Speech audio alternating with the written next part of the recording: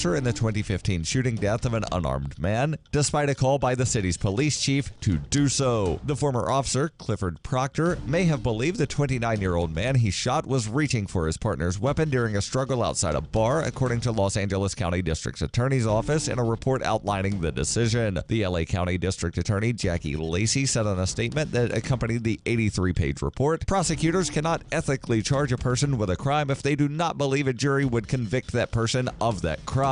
Los Angeles Police Chief Charlie Beck called for the charges to be filed against Proctor in January 2016, the first time Beck had recommended prosecuting one of his officers for an on-duty shooting death. But prosecutors said Beck's recommendation did not factor into their decision. The May 5th, 2015 shooting of Brendan Glenn in the beachside neighborhood of Venice followed a series of killings of unarmed minorities by police that put law enforcement agencies across the United States under scrutiny over the use of lethal force. Along with the report, the LA County District Attorney's Office released surveillance video on Thursday that showed the shooting and the tense moments leading up to it. Proctor and another officer saw Glenn fighting a man outside the bar where he worked as a bouncer. The officers intervened, wrestled Glenn to the ground. He pushed himself up. The video showed Proctor firing 2 rounds at Glenn after he wrapped his arms around the other officer's leg. Even if Glenn was not reaching for the officer's gun, the report said Proctor may have reasonably feared that he was. Glenn's family received a $4 million legal settlement in December 2016 from the city over his death. Attorney V. James DeSimone, who represents the Glenn family, said in a phone interview, "If an officer can't be prosecuted in this case, when will the district attorney in Los Angeles prosecute the police?" This has been FPP Radio News, online at fppradio.com. A job applicant totally nails an interview with the person who will make his life a living hell for the next 5 years. And adjusting several sliders on a recording studio's mixing console pays off big time. This is the Onion Week in Review. This week, a study published by researchers at Johns Hopkins University revealed a direct correlation between breastfeeding and knowing exactly what's best for other people at all times. Overwhelming evidence indicated that the moment mothers begin breastfeeding, they develop a highly honed sense of what is wrong with others' approach to life, and were able to loudly enumerate those faults with total confidence in their accuracy. Researchers noted that the practice greatly boosted a young mother's immunity to the viewpoints of others. And in this week's Tech Report, a startup is very casual about its dress code and benefits. In other news, the Secretary of Interior says knocking down the Rocky Mountains could really open up the nation. And a woman is not going to let her husband of 60 years drag her into death at the same time. This is the Onion News Network.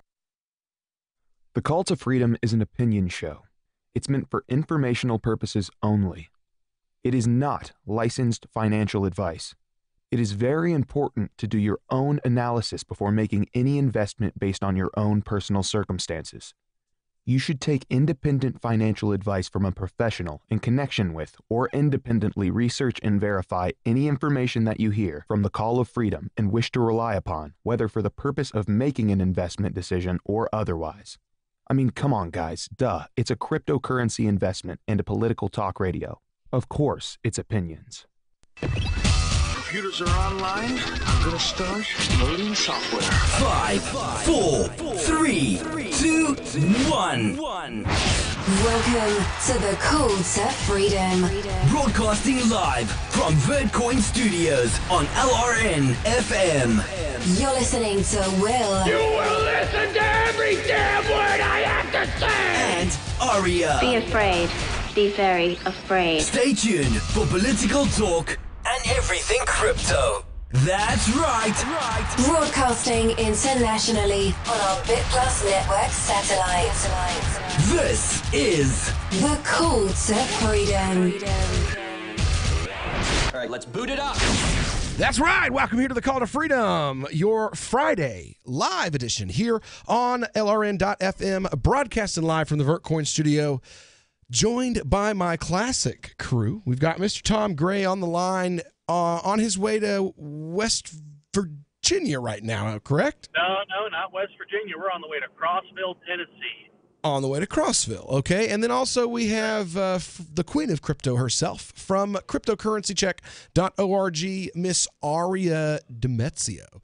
How you doing tonight, Aria? Doing great, as usual. Awesome, How are you? awesome. It's another beautiful day, man. You know, we had, you'll probably see them if you're watching on Twitch.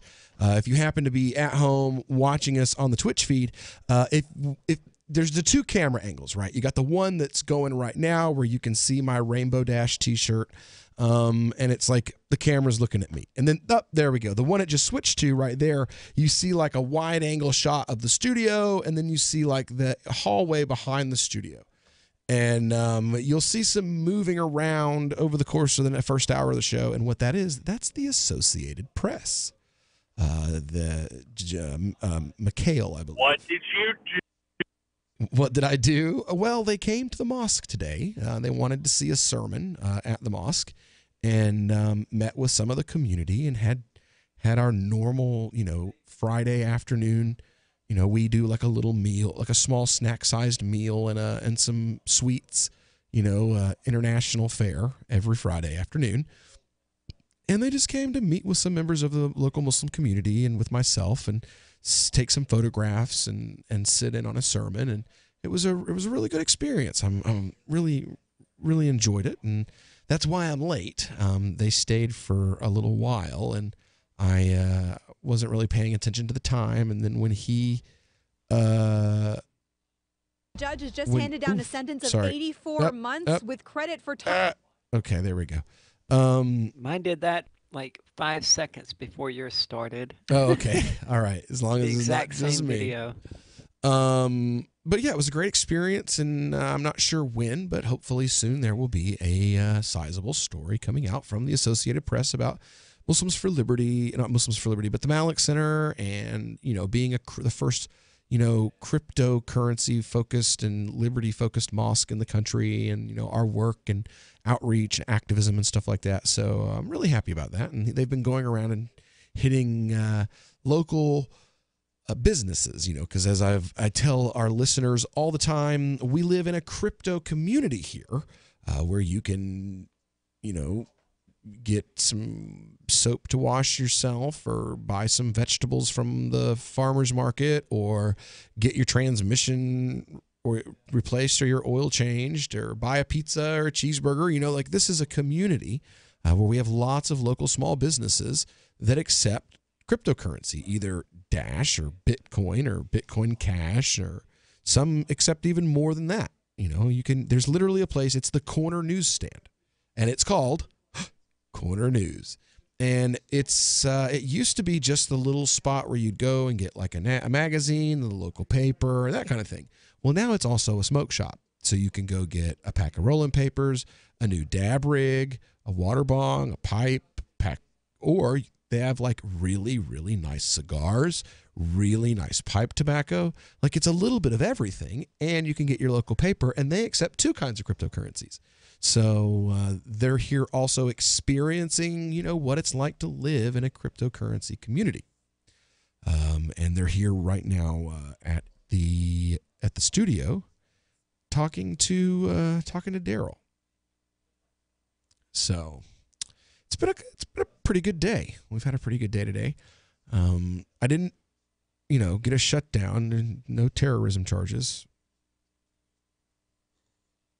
I mean, that's always, a good thing. No Always comment positive. from Tom in the Peanut Gallery on that one. Wow.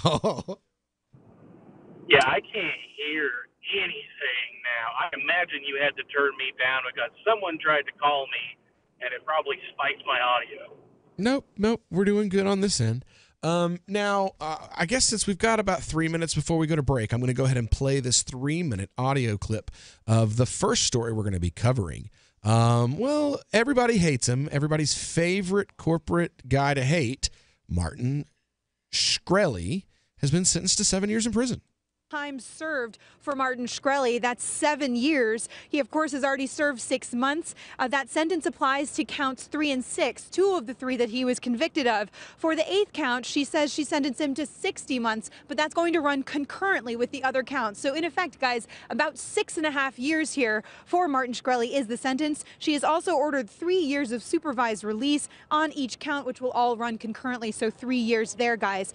The judge saying she wasn't confident that the minimal sentence sentence of 12 to 18 months, which was requested by Shkreli's attorneys, won't deter him, guys. So a 7-year sentence for Martin Shkreli. Credit for time served equals 6.5 years for Martin Shkreli in these 3 counts he's been charged of securities fraud. Back over to you. The judge came in right down the middle, right? Because the spread was somewhere 18 months to 15 years. So 7 years, right in the center. That's right. That's right, Michelle. The government prosecutors had asked for no shorter than 15 years. So really splitting the difference there in the Martin Shkreli case. When will it be determined, Meg, where he will serve this time? We expect that will take some time. The Bureau of Prisons will have to determine that. He has been in the Metropolitan Detention Center here in Brooklyn. What Braffman, his attorney, has essentially called a maximum security prison. It's unclear exactly where he'll go. It'll depend on family concerns, geography, and the length of his sentence. So we expect to hear that within the coming weeks to months. What was Shkreli's reaction when he saw this? And do we expect to hear from his attorneys? I assume he's just remanded back into custody. We won't hear from him.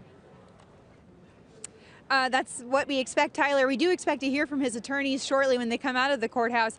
I unfortunately have been standing out here. Our wonderful producer, Don Giel, has been sending me headlines, so I don't know what Martin Shkreli did when he heard that. But Dan Mangan for CNBC.com is in the courtroom. He's going to be filing a story really any minute, so check there for more color from him. All right. So 7 years, as Michelle says, right down the middle of what could have been the low and also the high, which is what the prosecution wanted. Meg, do we know anything about the terms of his condition? I mean, his lawyer claiming that he's in a maximum security facility. Generally, when you're convicted of white-collar crime, you don't go to maximum security facilities. Any idea of what type of facility he'll be sentenced to? It's not clear, Michelle, but there was some discussion of that. Of course, Martin Shkreli had said at one point during one of his many live streams, if he went to prison, it would be club fed. But his attorney sort of referred to that sort of camp idea as something that wouldn't be possible for Shkreli because his bail was remanded and because the judge had said he represented a danger to society. So it's really not clear what bearing that will have. And there was some indication that Braffman and the rest of Shkreli's team will try to change that language to affect which prison he goes to potentially, but we just don't know right now. There you go. So, I guess this kind of should go without saying.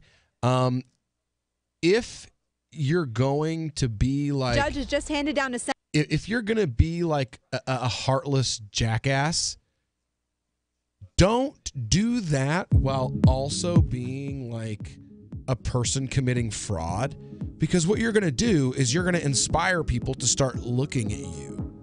Duh. Oh my God. I swear, sometimes these people, I do not believe that they have. What do you shop for that you could otherwise buy at Amazon? Pretty much everything, right? Amazon has competitive pricing and they deliver, and that's a big plus. If you could plan ahead in your shopping, would you be interested in saving up to 33%? There's a catch. You have to do your shopping in Bitcoin. But imagine those savings. It's like a huge raise. All you have to do is go to saveatpurse.com. We've saved thousands, and you can too. Plan ahead and save. Saveatpurse.com. On Free Talk Live, we're bringing people to the ideas of liberty every day. From wrestling superstars like Glenn Jacobs. You guys really are having an impact, I believe. Like I said, a lot of where I am now is due to listening to Free Talk Live. You changed my mind on some very important issues years ago. To random people tuning in on the radio. I was kind of stuck in the left-right paradigm. I heard your show by chance on a Saturday night. From there, I went on, joined the Free State Project, and become an amplifier. So, I mean, that's really the reason why I amp is because I know that if it wasn't for you guys being on as many stations as you are, I never would have found the ideas of liberty. Your amp will directly change more lives by getting Free Talk Live in front of people looking for talk radio online and on the air. When you amp Free Talk Live, you get perks like access to the AMP-only Facebook group and AMP podcast. Visit amp.freetalklive.com. Some of you asked, and now we've delivered. LRN.FM's live Keene, New Hampshire studio shows are now streamed in HD on Twitch. Visit our channel at twitch.lrn.fm and give it a follow. If you have Amazon Prime, you get one free subscription on Twitch. If you use it on our channel, Twitch will give LRN.FM a monthly piece of your Prime subscription cost. So please watch, follow, share, and subscribe to twitch.lrn.fm. That's twitch.lrn.fm. Looking for a great real estate investment? Consider New Hampshire, which is ground zero for the Liberty Movement. Your first call should be to Mark Worden from Porcupine Real Estate. He's more than just a real estate agent. He's your New Hampshire concierge. Where are the best places to live? Do you want farm, city, the burbs, or forest? Do you want a duplex or multifamily building so that renters pay your mortgage? There are homes in all price ranges in New Hampshire, and Mark can help with financing too. Invest in Liberty and property. Mark Worden can help. PorcupineRealEstate.com. Did you know you can listen to LRN.FM via our free-to-air satellite channels? We have channels over nearly all of North America and much of Africa. All you need is an affordable receiver and a dish as small as 30 inches. There are no monthly fees. Learn more at sat.lrn.fm. Plus, if you are a broadcaster or want to be one, this is a good delivery method for our content. See our coverage maps and get details at sat.lrn.fm. That's sat.lrn.fm. sat.lrn.fm. The Free State Project has reached its goal of 20,000 Liberty lovers who've pledged to move to New Hampshire and get active to achieve liberty in our lifetime. Perhaps you're trying to figure out what part of New Hampshire should be your destination.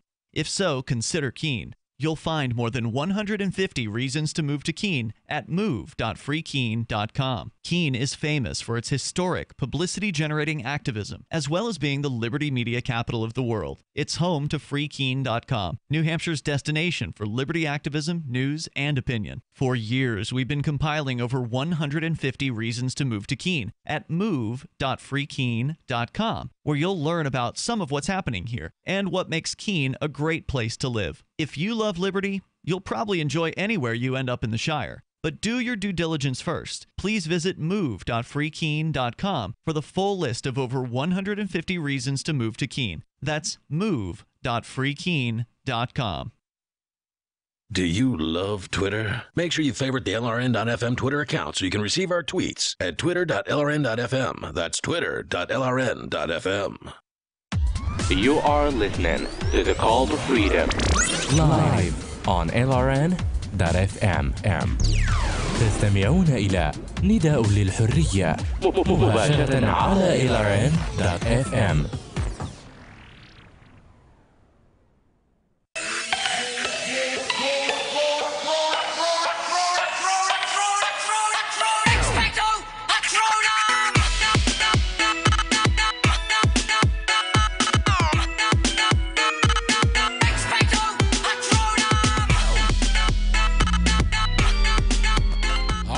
Welcome back here to the Call to Freedom here on LRN.FM, broadcasting live from the Vertcoin studio in beautiful Keene, New Hampshire.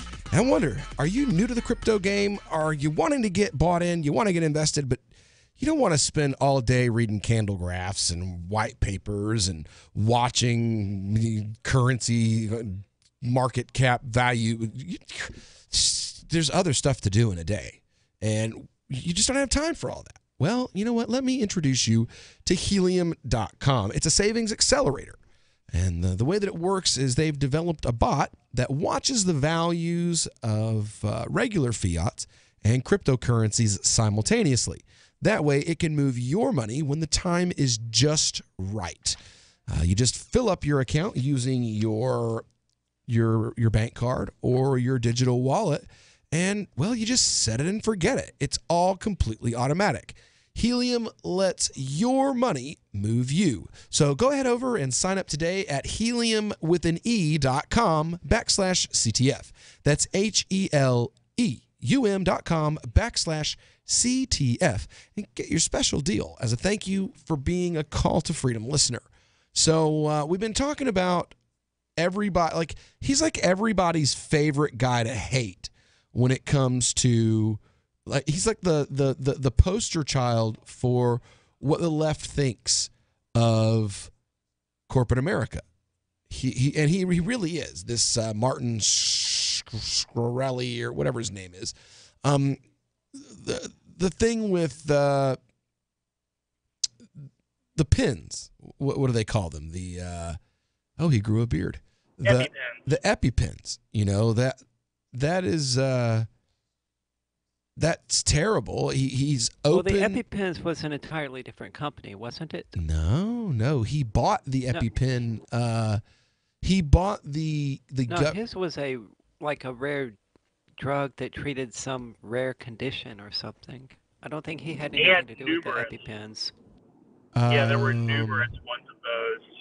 Where Daraprim by more than 5,000% while running the company known as Turing Pharmaceuticals. Nope, you're correct. He did do the EpiPen thing as well. Yeah. So I mean, if you're going to be if you're going to be that kind of a guy, then don't commit criminal fraud, man. I mean, what he did basically is go out and make 33% of the country hate him, maybe more. And then, I mean, he acknowledges that this is my fault. Yes, it is your fault. You decided to commit fraud, and then on top of it, you were dumb enough to go out and basically make an enemy of yourself, of a huge portion of the country. I mean, come on. I took down Martin Shkreli with my disgraceful and shameful actions. This is my fault. I am no victim here. Before breaking down into tears as he promised not to let his lawyer down in his effort to contribute to society. Do not feel bad for me. Was telling the judge, his lawyer was telling the judge yesterday that sometimes he wanted to punch Shkreli in the face. His own lawyer said that in open court. I mean, is there anyone in America who thinks that Shkreli is the victim here? No, but he's why even bother to say, I am not the victim? We know that, dude. You're the jerk. Maybe it's a martyrdom thing, like he has to state it. So, I am not the victim here. So that he can, I'm holding myself up on the courts. And here's my chest bared to you. Shove the knife in. I mean, it could just be an act. Or the EpiPen. Yeah, or the EpiPen. Just shove an EpiPen in there. So... says, do not feel bad for me. Don't worry, buddy, we won't. He told a packed courtroom that included supporters and family members, many of who had written letters asking the judge to spare him from a harsh prison sentence. I'm terribly sorry. The judge did, by the way. I'm terribly sorry. I've lost your trust. You deserve far better, he said to investors that he had duped. I was never motivated by money, he said. I wanted to grow my stature and reputation. I'm here because of my gross, stupid, and negligent mistakes. Which was motivated by money. Idiot. He shouldn't be sentenced. He has potential to do good, Braffman argued, pointing out that Shkreli's intellectual brilliance and altruism toward others less fortunate than him. Wait, what? Like the Wu-Tang Clan, apparently. So you take a drug that is needed by an enormous portion of the population, you jack the price up to where the average consumer can't afford it, and then tell us about your altruism and your let's see here, your altruism and your charitableness after you make life-saving drugs unattainable for a good portion of the populace. Says that he shouldn't be sentenced simply for being Martin Shkreli. Well, actually, he's not. He's being sentenced because he was convicted of securities fraud. He sold things that were not worth anything. He cheated people out of their money. He's not being sentenced for being Martin Shkreli. If he was being sentenced for being Martin Shkreli, he would be getting the 15 years. I have a good feeling the judge only gave him the 7 years so as to not be labeled as sentencing him for being Martin Shkreli. Because the judge gave him 7 years because there's a big, thick book called the Federal Sentencing Guidelines that tells you exactly what your sentence is going to be for any given federal crime, and any claims to the contrary are garbage. Like the sentence looks like it's right down the middle. That's because it is. It's because there's literally a formula. I mean, he was never going to get the minimum, and he was never going to get that maximum the prosecutors asked for. Now, I will say this. When we were listening to the audio clip and his lawyer was talking about, he's in, like, max security, I wanted to break in and say, no, he's in Club Fed. He is. He's like, he's probably. No, he might not be. Because he got apparently on social media and made a video where he said, even if I get prison, it'll be Club Fed. If he doesn't get Club Fed, that's why he doesn't get Club Fed. But he's not getting federal max Fed. He's getting medium security like everybody else. They're not loading him in there with rapists and murderers and terrorists, man. Like, no, they this don't. Guy's in there, white-collar criminals. Yeah, with tax evaders, and he's probably going to be in. One of us would be on our way to prison already. Oh, we'd already have been. We'd have been in there a long time ago. He gets to schedule a date to go and appear to serve his prison sentence. Well, yeah, because rich people are special. Now, didn't I hear that did they say that he got his bond revoked? Like he was out on bond and it got revoked? Yes. Because you have to do something. Remanded. Bond was remanded. That is correct. I want to know what he did for that to happen. For real. All right, we'll be right back. This is Michael Dean from the Freedom Fiends. I've run websites since 1996 and have used over a dozen web hosts in that time. AgristHosting.com is the only one that hasn't broken my heart. Agrist Hosting's uptime and service is stellar, and their DDoS mitigation is the best I've seen. That's important because if you tell the truth in this world, you'll ruffle feathers. And some people will try dirty tricks to silence your voice. No matter what the haters hit us with, Agrist Hosting keeps our websites online. If you have a mission-critical commercial presence or a world-changing activism site, you cannot tolerate any skullduggery. So go with AgristHosting.com. Have a WordPress or blog site, but you're not satisfied with performance or uptime? Or just want raw hosting? Want to pay with Bitcoin? Agrist Hosting specializes in high-performance hosting with personalized service. Go to AgristHosting.com and click on the button that says Get Hosted. That's AgristHosting.com. Are you tired of governments murdering people around the world? Stop using their money. There is an alternative. Bitcoin is a stateless free market non-political currency. Bitcoin cannot be inflated or controlled by any government. By using their money, you are helping the state. Stop doing it. You have an incredible alternative available now. Learn it, use it, spread it.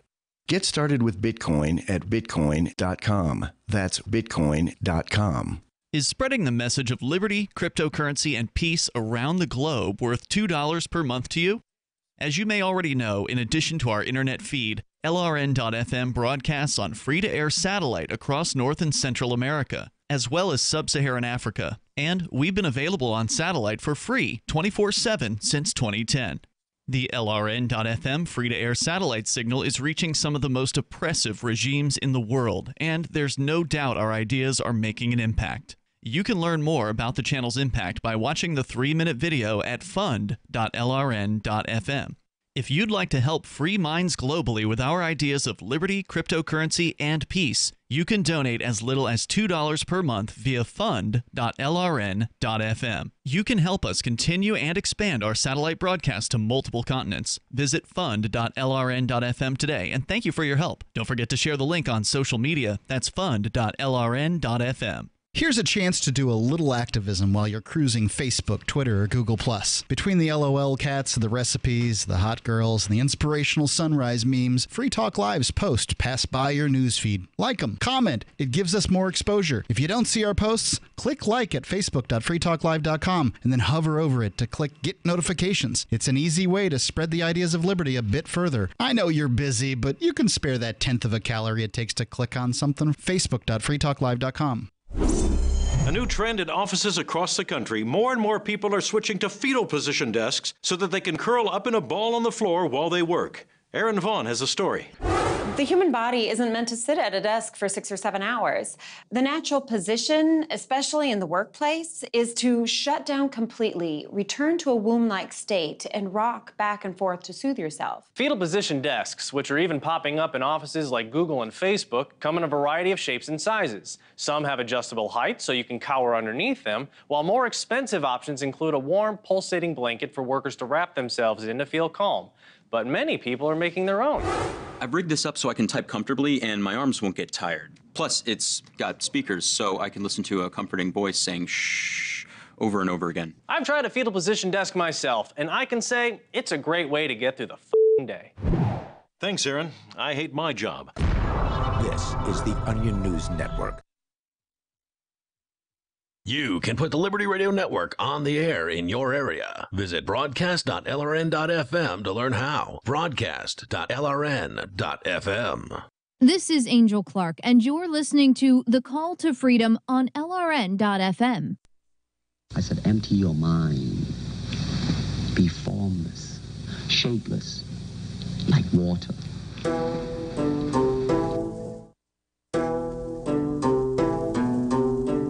Not an easy skill to learn.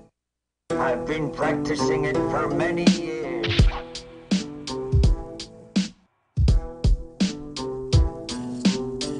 All right, welcome back here to the Call to Freedom on LRN.FM. We're broadcasting live from the VertCoin studio right here in beautiful Keene, New Hampshire, and we've been talking about, well, everybody's favorite corporate fat cat to hate, Mr. Martin Shkreli, who was PharmaBro. Also known as PharmaBro. And, well, he was sentenced to 7 years in prison today for being a slimeball. Not for being a slimeball as far as, like, raising the price of the EpiPen 5,000%. No, he's a slimeball because he's a thief. He defrauded investors in a securities and a hedge fund scam. And, well, looks like he is going to be going to prison now. And, if he'd have just run an ICO, he probably would have gotten away with it. Right. Says Matsumoto. Or if he had just said, I am frauding people. It says... Exactly. It seems to work, too. It says in a lengthy lead-up to announcing her decision, the judge noted Shkreli's upbringing in a household that included an abusive father, his problem with panic attacks, his charitable contributions to individuals and groups, and his talent for picking stocks and for scientific research. Matsumoto also, however, detailed Shkreli's years-long series of sophisticated financial deceptions, his foul-mouthed boasts of having threatened to render former employees and family members homeless, and his emailed statements from prison saying he would do anything necessary to win a light prison term. She urged Shkreli to continue teaching inmates math, finances, and other subjects as he has in recent months. I do wish you well, Mr. Shkreli, Matsumoto said. Thank you very much, Your Honor, he responded. Shkreli will get credit for 6 months that he's already spent in jail, since shortly after his conviction, he also was sentenced to 3 years of probation after his release and ordered to pay a $75,000 fine. There's no parole in the federal prison system, but Shkreli could be released after having served about 6 months due to credit for good conduct. The judge has already ordered Shkreli, who will turn 35 on March 17th, to forfeit nearly $7.4 million to the federal government. She ordered him to obtain some mental health counseling while on probation. A psychological examination of Shkreli performed before his sentence found that he suffered from a generalized anxiety disorder, major depressive disorder, and an unspecified personality disorder. Sociopathy, I think, is the word. Well, everybody has an excuse for what they do, right? Shkreli. I mean, I grew up in an abusive home too, and I'm not out there defrauding people of money or raising the price of EpiPens 5,000%. For real, yo.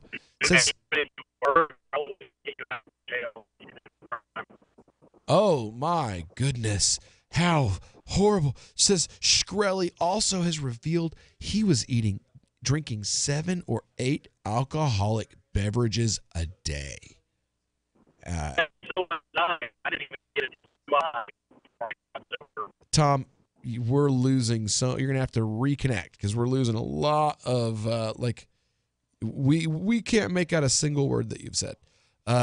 But yeah, Tom, I have a feeling drank a little more than that, and he still didn't turn into a slime ball that defrauded people and committed theft and fraud and tried to drive sick people into the poorhouse.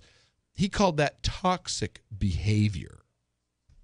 After his release into probation, Shkreli will be barred from holding a majority stake in any company, as well as an executive position or a directorship of any company. It's hard to claim victory when someone like Martin Shkreli is going to jail, but if you are asking me if he could have been a lot worse, it absolutely could have. The government didn't get what they wanted. We didn't get what we wanted either. This is a good judge who I think spent a great deal of time trying to examine the facts and all of the letters that were written on behalf of Mr. Shkreli. She made her decision, and we will have to live with it. He also noted, Martin's fine. He's fine. 3-hour sentencing hearing came 2.5 years after Shkreli attracted widespread negative media attention for his decision to hike the price of a drug by 5,500% at Turing Pharmaceuticals, another company that he founded. Shkreli's sentencing was not connected to that pricing of the anti-parasite medication Daraprim. It also wasn't related to the social media trolling of his adversaries, who have included Hillary Clinton and members of the hip-hop group the Wu-Tang Clan. I want to reiterate something that I've seen since the beginning. This trial is not about his public persona, nor about his actions or statements about pricing pharmaceuticals, Matsumoto said. I will be basing my sentence on the conduct he was found guilty of. That conduct for which Shkreli will head off to prison from his current jailhouse abode will be for misleading investors about key details and the dismal financial markets performance of the MSMB Capital and MSMB Healthcare hedge fund that he operated. Shkreli was also convicted last August of conspiring to fraudulently manipulate stock shares of Retrophin, the pharma company he created, after both hedge funds effectively collapsed. Evidence at the trial revealed that Shkreli had used stock and cash from publicly traded Retrophin to pay back the duped hedge fund investors, who all ended up getting more than they had originally invested. Witnesses at the trial also painted a picture of Shkreli as a complicated person who could inspire grand vision of life-saving pharmaceutical treatments while also frustrating people with his habit of playing fast and loose with the facts. A number of those witnesses testified that his brilliance or even genius, as well as his tendency towards depression and self-sabotage. Defense lawyers had asked Matsumoto in a filing last week to give Shkreli a relatively light sentence, followed by 2,000 hours of community service and mandatory therapy. They called Shkreli a, quote, very unique defendant who is a kind, caring, and general purpose person who uses his time and effort to help those in need. Well, as long as those in need aren't in need of an EpiPen. If not warehoused in prison, Martin could actually save lives, unless you can't afford his EpiPen. Prosecutors asked for 15 years in prison. They argued that Shkreli lacked genuine remorse for his crimes. And had a pattern of deceptive schemes spanning even after the crime for which he was convicted. He's a man who believes the ends always justify the means. Matsumoto finding that the losses from Shkreli's crime totaled $10.4 million. And they refused to give him credit for the fact that his hedge fund investors all ended up with more than they originally placed with him, noted that Shkreli only began his scheme to repay them with Retrofin's assets after investors began raising red flags that they'd been defrauded. So basically, he got caught committing fraud and then used his personal wealth to bail himself out of it. But, that's not technically legal. I don't really care if that's legal or illegal. Personally, what I do care is that he was openly defrauding investors and only saw that it was a problem once he got caught. And that doesn't show me that he's a good person or that he shows remorse, just that, well, he's unhappy. He got busted committing fraud. So if you got an opinion on this, please give us a call, 603-283-6160. We'll be back here on the Call to Freedom on LRN.FM in just a moment.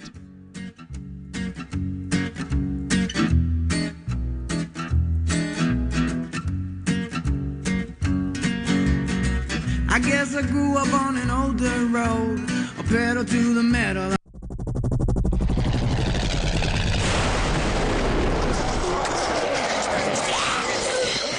In Survivor Max 2, School Bites, Max must scavenge through a wasteland swarming with the undead. Desperate to find the medicine he needs, he discovers a community of survivors at his former school. Has he finally found the safe haven he's been looking for, or will he discover that school bites? Look for Survivor Max on Facebook, read reviews on Amazon, and read Chapter 1 at SurvivorMax.com. Since time began, tyrants have taken aim at personal liberties. Now there's a movie that aims back. The government has no more right to tell us what to put in our bodies than they have to take our guns or tell us what books we can read. 6 drug police were eaten by bears while raiding a marijuana farm. On your knees, you dirty hippie! Jesus. On your knees! What's the problem, officer? Today, many cops who enforce pot laws do so only because it provides them with cushy jobs, good benefits, and a chance to push people around. I was an undercover narcotics officer. The drug war is nothing but a farce. The Second Amendment says you gotta keep you and your gat intact. Guns and Weed, The Road to Freedom. A film by Michael W. Dean and Nima Vadadi. DVD available now at gunsandweed.com or on Amazon. That's gunsandweed.com. Makes the perfect gift. Remember, that's gunsandweed.com. Now that you've found the Liberty Radio Network at LRN.FM, you may want to help expose others to our great programs. To assist you in doing so, you'll find resources at promote.lrn.fm, including details on how to get a free bumper sticker, quarter-page flyers you can print out and distribute, banners for your website, as well as files that will allow you to make your own custom banners and graphics. Visit promote.lrn.fm and help bring new listeners to the Liberty Radio Network. That's promote.lrn.fm.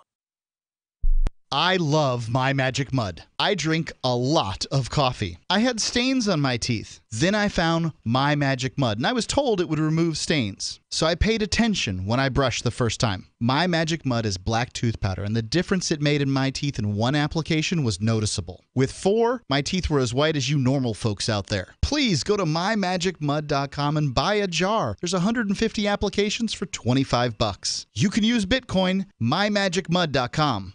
LRN.FM is proud to announce our official listening apps for Android and iOS devices. Now you can easily tune into our streams anywhere, anytime on your smartphone or tablet. Just visit apps.lrn.fm or search for LRN.FM in the Android or Apple app stores. Please download, rate us 5 stars, then share the link on your social media and let your friends and family know how you're listening to LRN.FM. Download it now, free at apps.lrn.fm.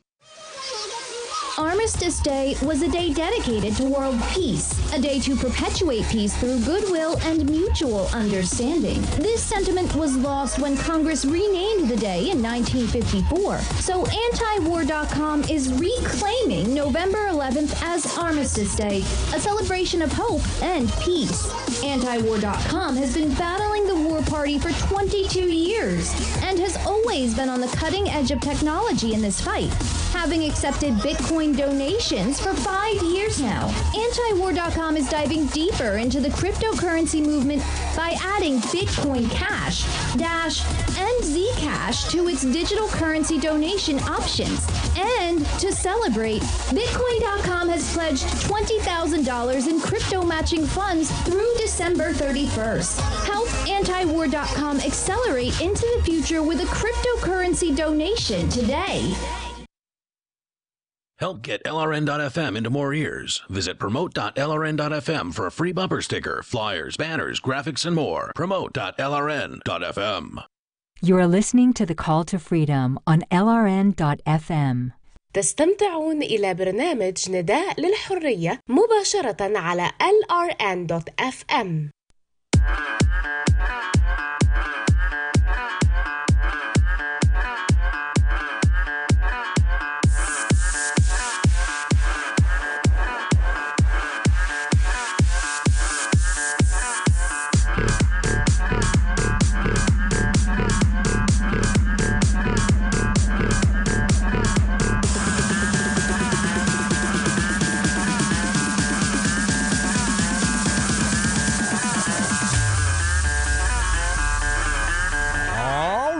Welcome back here to the Call to Freedom here on LRN.FM, broadcasting live from the Vertcoin studio and coming across the ether all the way around the world to sub-Saharan Africa on our free-to-air satellite system.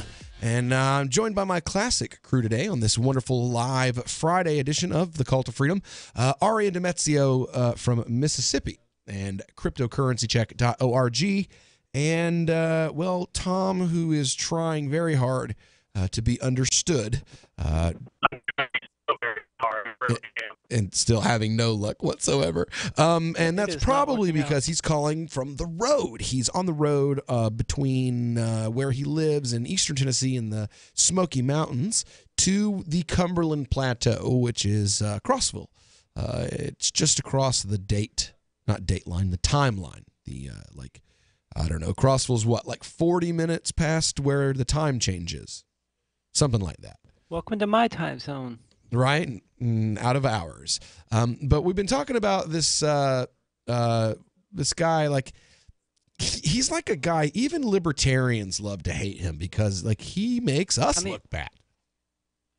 What really bothered me about everything that the defense and the judges and even that article was saying was that, he's this good guy, but he's done all this bad things. And, he was an alcoholic. He was from an abusive family, multiple personality disorder, psychological issues. Who doesn't?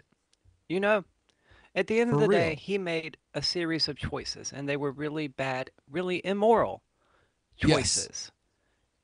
Yes. No amount of... I watched my daddy slap my mama around changes that. Yeah.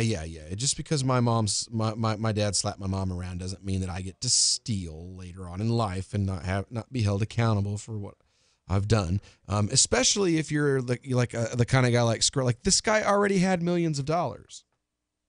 He's already rich.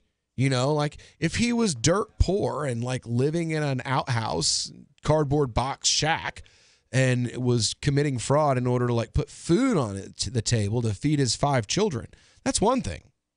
But we could have a conversation about the morality of that. Or at least the moral gray area that can be found there. But this is, this is a multi-millionaire. Well, when people are starving, morality is the first thing to go out the window. Well, this is a guy who's not starving, like he's literally eating off of silver platters with golden cutlery. And he's defrauding investors for millions and millions of dollars. Yeah, but he's also defrauding other people who are using gold and silver cutlery. Yeah, and not saying that makes it okay. But that's why he ended up in prison.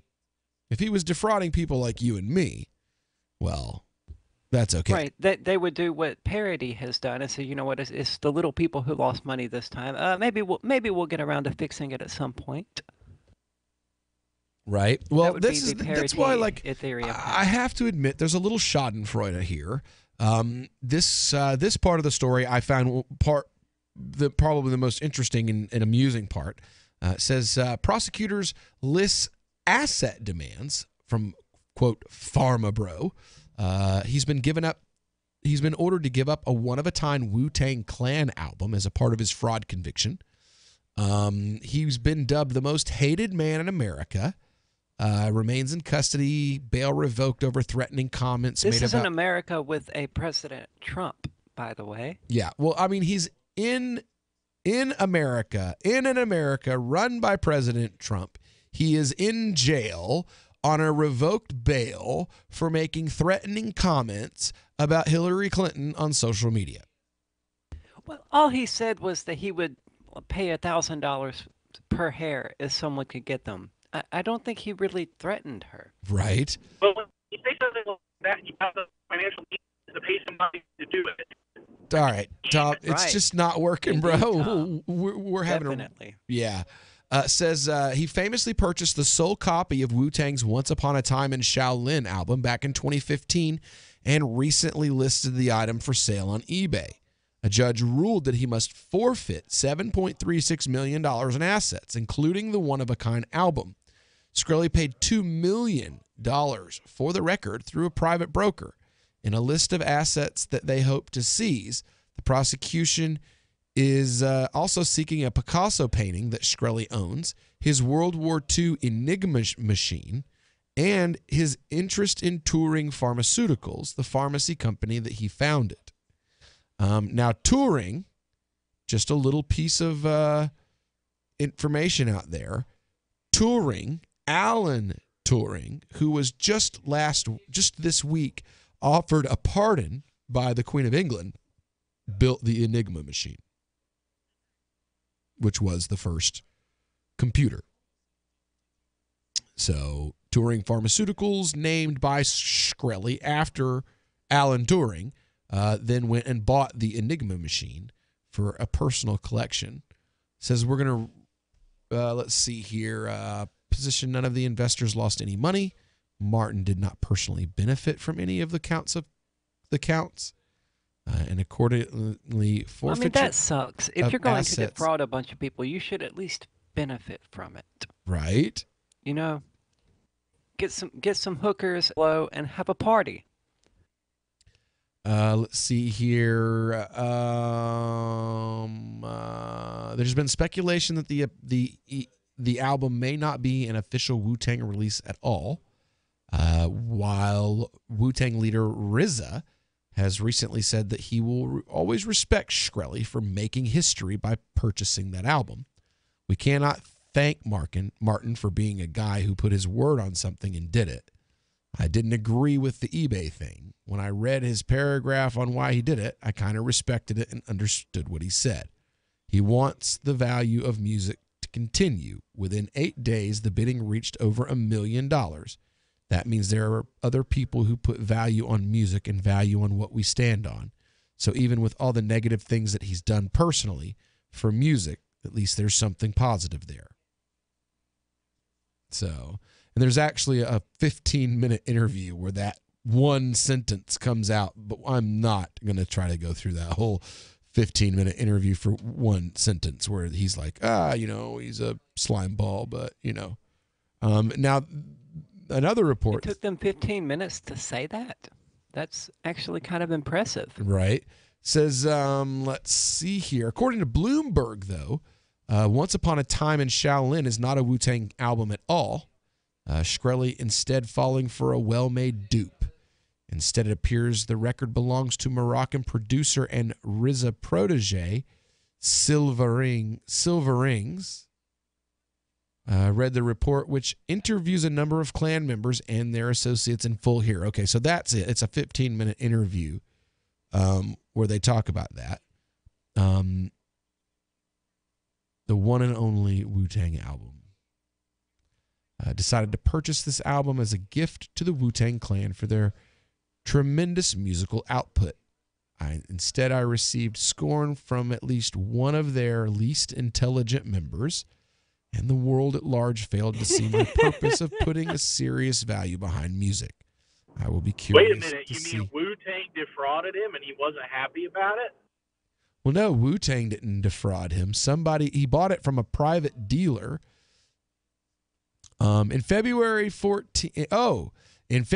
2016, he said that he would smack Ghostface Killah right in the face. He did. I remember that. Yes. Let's see here. Oh, I love him with the perp walk. With the gray Unabomber sweater on. And then right underneath it, it's that interview, that smarmy interview, the one where you want to kick him in the face, where everybody wants to kick him in the face. That one? The one where he was on the hip-hop radio station? I don't know. I just know that he's just like, he's got this smarmy look on his face and you want to tear his tongue out through his larynx. But, you know. I mean, he's actually a lot like Hillary Clinton. No matter what he does wrong, he's just smiling and grinning like a psychopath. For real. And no matter what he does wrong, you always want to punch him in the throat. You know. Anyway. All right. Well, Crypto Hours coming up next when we get back here. So stick around. We'll be right back here on the Call to Freedom on LRN.FM.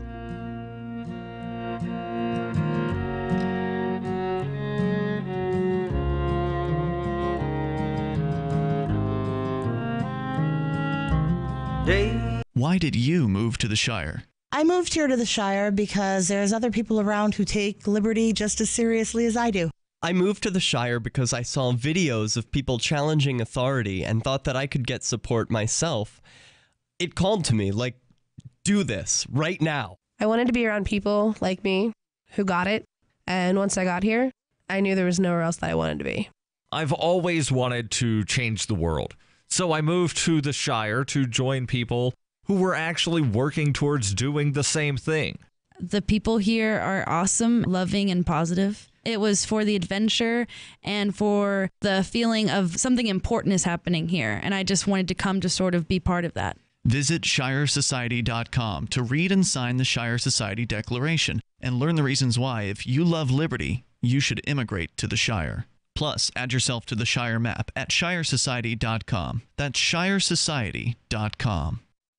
There are lots of ways to listen to Free Talk Live. Our podcast has been around since podcasts began, and now the FTL feed is loaded with content besides our full show archives. Did you know that we make it easy for you to customize your podcast subscriptions? We have different feeds, one that includes only our full shows, one with just the Daily Digest, and one with just the Edgington Post. You decide what you listen to. It's quick and easy to customize your feeds at feeds.freetalklive.com. That's feeds.freetalklive.com. Ross Ulbricht was convicted in early 2015 of running the infamous Silk Road Underground Market. The Silk Road was a gift to humanity and helped reduce the harms brought on by drug prohibition. For this good deed, Ross has been sentenced to life in prison with no possibility of parole. Now, an appeal is Ross's only chance, and he needs your support. Please visit freeross.org, where you can contribute via various methods, including Bitcoin. Visit freeross.org. That's freeross.org.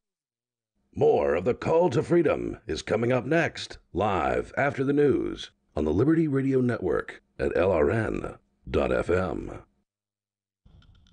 From Keene in the Shire, the Liberty Media capital of the world, this is Daryl W. Perry, host of FPP Radio News for Friday, March 9th, 2018. Silver is trading at $16.40 per ounce. Gold is valued at $1,315 per ounce. Zencash is trading at $25, and the average price of Bitcoin is $8,964.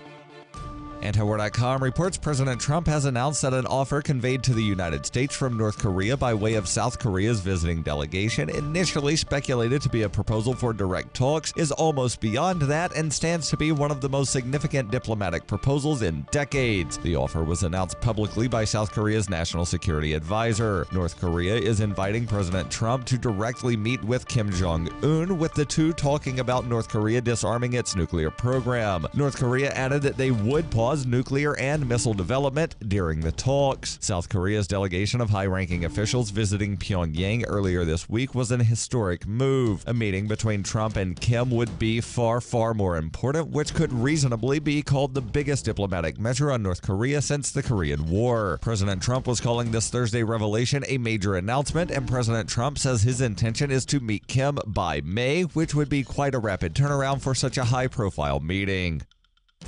Are you looking for a cryptocurrency that has a focus on users and usability? Then look into Zencash. Zencash is the world's first private, distributed, and reliable platform for communications, transactions, and publishing. Zencash features global governance with inclusive decision-making, reliable funding for continuous improvements, and documentation and wallets in many languages that are available for Linux, Mac, Windows, and Android devices. Learn more at zensystem.io. That's zensystem.io. UPI reports an outbreak of salmonella cases in 7 states linked to chicken salad has expanded to include 170 people, according to the Centers for Disease Control and Prevention. An additional 105 people from a total of 6 states fell ill after likely purchasing and consuming contaminated chicken salad before it was recalled. A total of 62 people between the ages of 7 and 89 have been hospitalized and no deaths have been reported. The CDC said that illnesses that occurred after February 12th might not be reported, as public health agencies receive reports on salmonella illnesses 2 to 4 weeks after the illness starts. For over 40 years, Roberts & Roberts Brokerage has been a trusted source for buying and selling precious metals. Gold, silver, platinum, and palladium. They don't feed the banks. They're Bitcoin preferred and have removed the minimum purchase amount for all orders paid in the digital currency. Call Roberts & Roberts Brokerage today for knowledgeable advice on buying and selling precious metals and a forward-thinking approach to new technologies. 800-874-9760 or visit online at rrbi.co.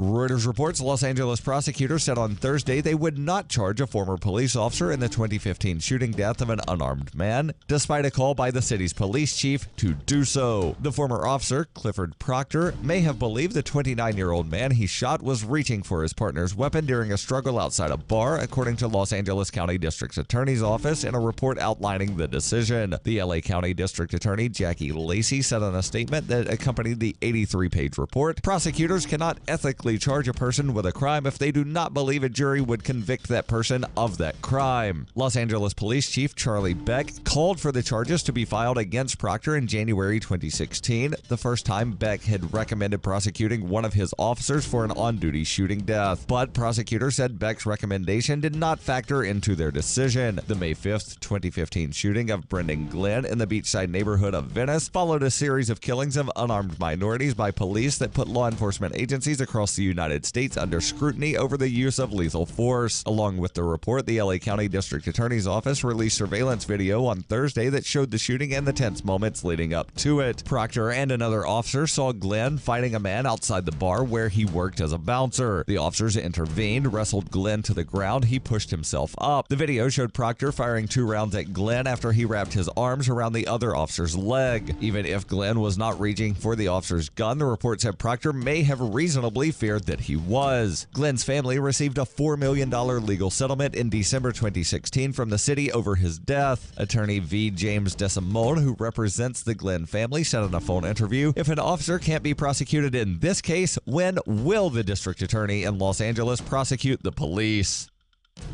This has been FPP Radio News, online at fppradio.com. According to a groundbreaking study on anxiety disorders published this week in the New England Journal of Medicine, researchers have discovered that feelings of anxiety can be completely resolved as long as people think about them real hard. After studying subjects with mild to chronic anxiety disorders, we found that the best way to overcome mental stress is to isolate the root of the anxiety, analyze it from every possible angle, and then think about it nonstop until it completely disappears. Researchers worked with numerous subjects in the middle of high-stress scenarios and said the key to overcoming anxiety is to start by focusing on a minor problem, list everything that can go wrong in the worst-case scenario, and then repeat that list in your head 200 times. After anywhere between 3 to 6 hours of perpetually torturing yourself over things outside of your control, all feelings of anxiety will completely disappear, and you can finally enjoy the remainder of your day. This is the Onion News Network. The Call to Freedom is an opinion show. It's meant for informational purposes only. It is not licensed financial advice. It is very important to do your own analysis before making any investment based on your own personal circumstances. You should take independent financial advice from a professional in connection with or independently research and verify any information that you hear from the Call of Freedom and wish to rely upon, whether for the purpose of making an investment decision or otherwise. I mean, come on, guys. Duh. It's a cryptocurrency investment and a political talk radio. Of course, it's opinions. Hold. Hold. Hold.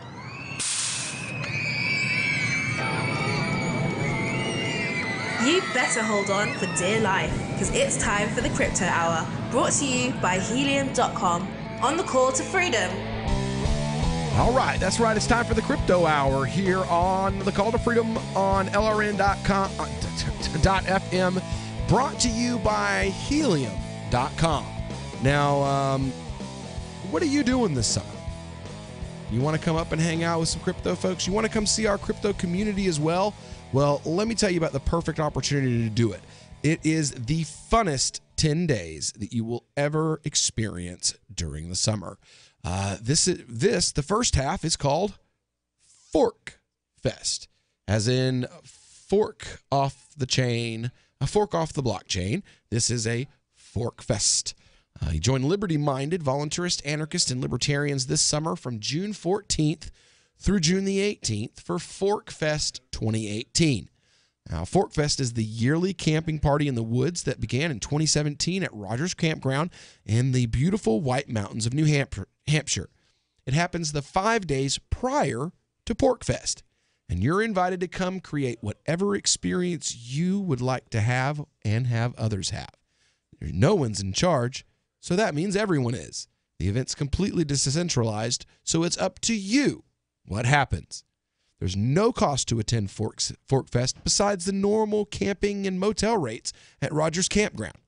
Office is currently open Monday and Wednesday and Friday from 10 a.m. to 2 p.m. to take your reservations.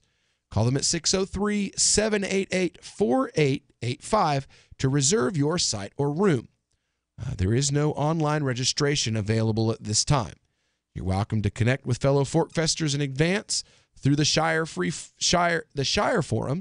and you're welcome to go to Fork Fest, that's F-O-R-K, forkfest.party, to find links in order to connect to their Telegram chat. You can also RSVP at the liberty.menu event page through that website as well. So come out, join us at Fork Fest, and then stick around for another 5 days of fun in the woods for Pork Fest. This year they'll have Ben Swan as a keynote speaker. I'll be speaking. Our very own Aria Demezio from cryptocurrencycheck.org will be speaking. Backwards will be a featured music group. And, there'll be a really, really good time. So it's 10 days of liberty with libertarians in the woods. Come out and join us. Have a great time. Again, we hope to see you there.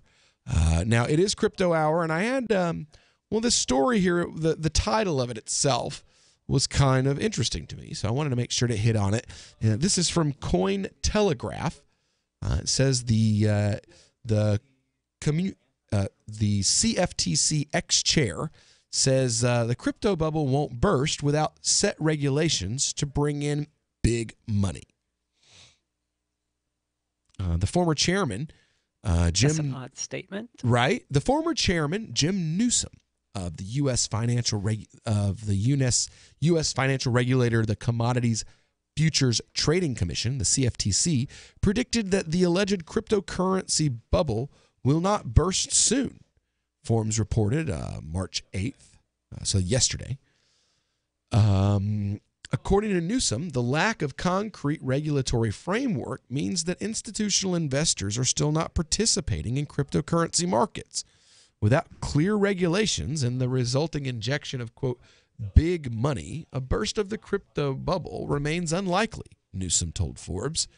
Commentators inside and outside the cryptocurrency realm remain at odds over whether crypto assets are or ever were in a price bubble. Newsom commented from his new position as a central advisor to U.S. policymakers on cryptocurrency. This week, he was due to deliver a report together with former chairman of the Securities and Exchange Commission, Paul Atkins. That report was postponed, and regulating crypto assets and business practices remains a central concern for the current chairman of the two national agencies in 2018. Current policies focused on giving the industry room to grow. During a joint hearing on cryptocurrency on February 6, the CFTC's J. Christopher Giancarlo and the SEC's Jay Clayton refrained from heavy-handed rules while resolving to keep a sharp eye on emerging products and services to be sure that they comply with existing U.S. regulations. Following the joint meetings, markets reacted warmly to the reiteration of what was largely Clayton's previously voiced policy. Further updates and details of an international cryptocurrency regulatory effort could soon emerge from the upcoming G20 summit later this month. So, yeah, you've got, yay. Anyway, so basically, until the big banks get involved, I mean, that's basically the argument that I'm hearing. Correct me if you're hearing something else, Tom. But until the government and the big bankers get involved, there won't actually be a bubble. Pretty much keep the newbies out and everything will be hunky-dory. It's what we've been saying for months.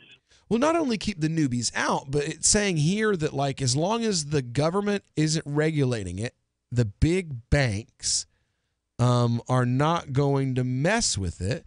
And as long as the big banks don't mess with it, there won't be a bubble. Right. Like okay. You've had enough of the problem of speculative investors, but at least you haven't had like the mass speculative investment that you have with banks and traditional investments. It's saying basically the ones who are willing to take more unjustifiable risk when the government is covering their butts will stay out as long as the government's not covering their butts. Right, Arya? Well, I didn't catch all of that. My brain was going somewhere else entirely. His brain is on the food that he's she's shoveling into her mouth right now. No, I mean, it's not that. It's that, the combined market cap of all cryptocurrencies is something that's going to be like 250 billion, estimating somewhere around there right now. So what big money are they talking about? I don't know. Maybe I'm just naive. Well, but I was under the understanding that $250 billion was pretty big money. Well, the current market cap for cryptocurrencies across the market is $373,334,679, and that is the combined market cap. And now for Bitcoin alone. Okay, that's a decimal, not a period that I was seeing. Now, for Bitcoin alone, the market cap is $153,623,223,651. So nearly half of the entire cryptocurrency market cap is still Bitcoin. Bitcoin down my to point was just that 9,000. that's big money. It is big money. I mean, to us it is.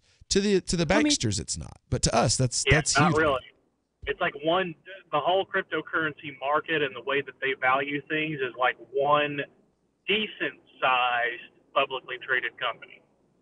And they would want for their strategy, it would be part of basically one arm of an investment portfolio. Yeah, but they've inflated their currency to the point where if you actually erase all of the inflation since the USD was invented and take away 95% of that, then I would imagine that cryptocurrencies are standing a lot better than all of their trillions of dollars of USD.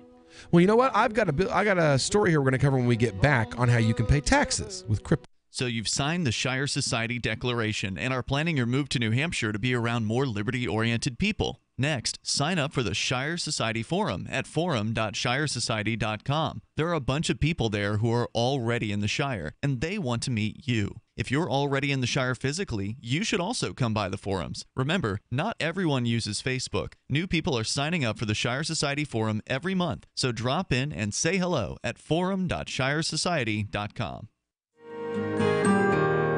So the protection of life, liberty, and property is what the Free State Project is all about. But it's an effort to move 20,000 people who understand. It's about demonstrating to the entire country that, yeah, we can have a free market, a truly free market. Making it just a freer, great place to live.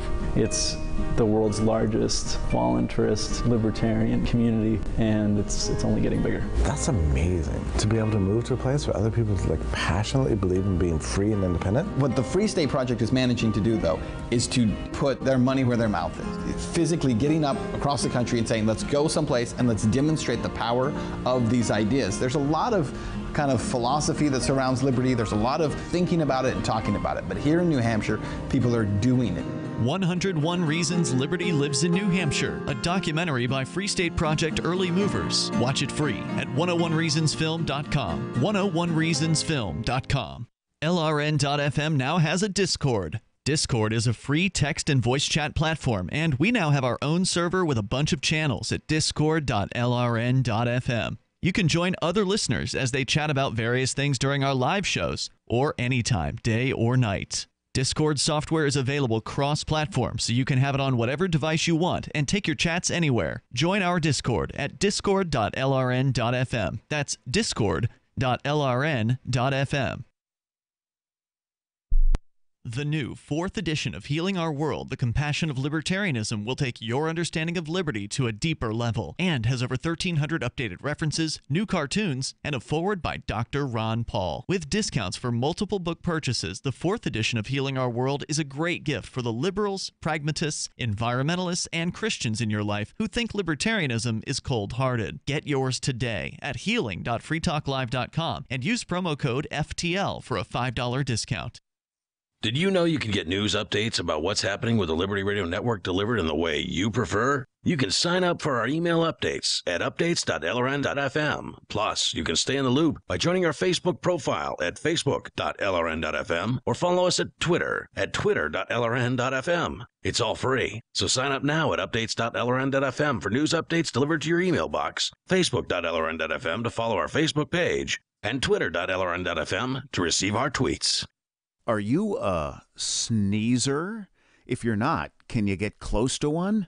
I don't literally mean someone sneezing. Sneezer, as defined by marketing guru Seth Godin, is an opinion leader. When a sneezer mentions something, other people catch what Godin calls the idea virus. Seth Godin says some people are more likely to tell their friends about a great new idea. So identifying and courting sneezers is a key success factor for idea merchants. His book, Unleashing the Idea Virus, is the most downloaded ebook in history, and you can download the whole book free. That's how he's making his idea contagious. Click Tips, Tricks, and other stuff to help you cut through the clutter at www.survivalspeech.com. I'm Holland Cook. Some of our live shows are streamed in HD on Twitch. Please follow and share at twitch.lrn.fm. That's twitch.lrn.fm. You are listening to the Crypto Hour, brought to you by Helium.com, on the call to freedom on LRN.FM. أنتم تستمعون إلى The Crypto Hour. يقدم إليكم برعاية Helium.com على برنامج نداء للحرية على LRN.FM.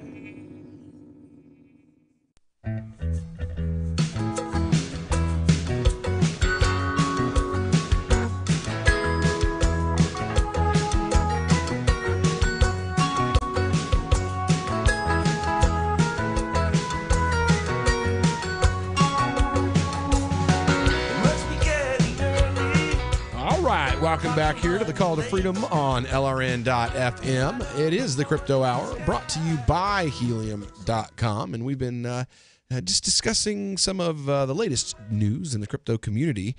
We actually have Trive coming on next week. We have David Mondras from Trive that will be joining us next week. We've also got some more folks that are on the horn for possible.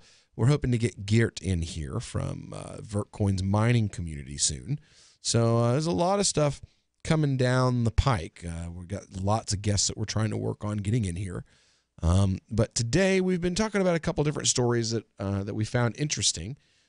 Yes, I'm smelling my shirt because it smells like it didn't get all the soap rinsed out of it in the washing machine. So it smells like Tide, and it itches because my washing machine broke down, and I guess the soap. Riveting radio. Yeah, I guess the soap didn't get completely. Well, I'm sure people at home are the people at home are probably looking at me like, why is he ruffling his nose all the time and sniffing his shirt?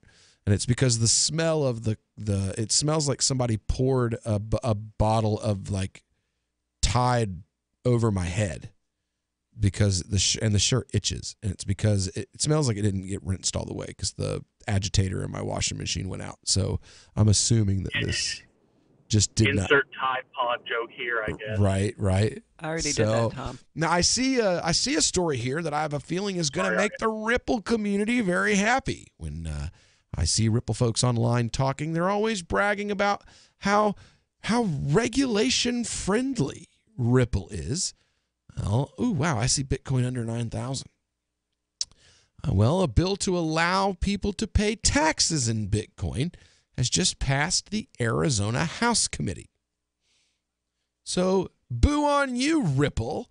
You're not the only cryptocurrency that can be made to comply with government goons and regulators, because I know when I got into crypto, it was because I wanted central planners in control of currency. Yeah, I remember when I made my first crypto purchase, I remember thinking, man, I cannot wait until I can give this to the IRS. For real. The Ways and Means Committee of the Arizona House of Representatives passed Senate Bill 1091. It's a tax bill that will allow state residents to pay their tax bills with cryptocurrencies. Legislative records show on March 7th.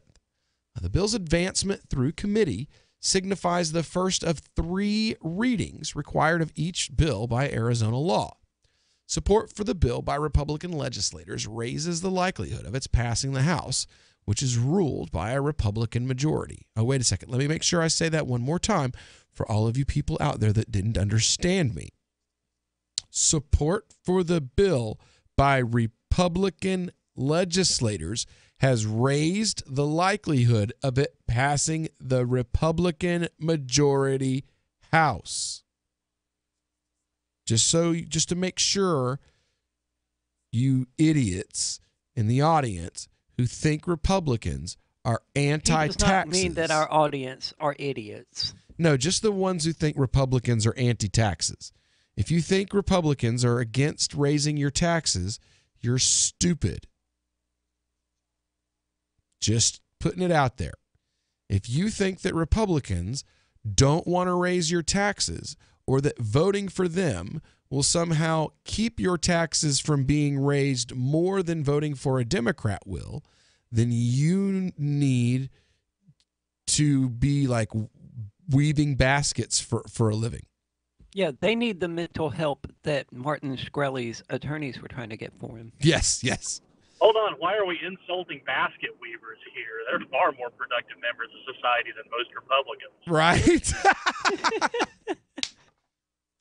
It says here, as previously reported by Cointelegraph, the bill passed the Arizona State Senate last month. And while the bill allows for Arizona citizens to pay their taxes in cryptocurrency, it also specifies that the state government must convert crypto payments into U.S. dollars within 24 hours of their receipt. Good luck with that.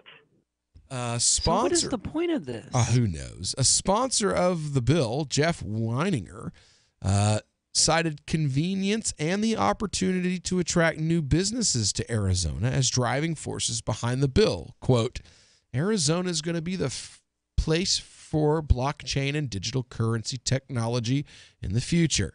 The ease of use, being able to do it in the middle of the night, being able to do it at home while you're watching TV. I think in a few years, this isn't even going to be a question. Because it makes paying your taxes so easy. You just figure out the number and send the government your money on your cell phone. I mean, of course, government loves the idea of something that would make paying your taxes something that took 30 seconds. Well, I would expect them to do this in an attempt to actually stockpile cryptocurrencies. But if they're actually required to convert them into cash within 24 hours, I don't see what the purpose is at all.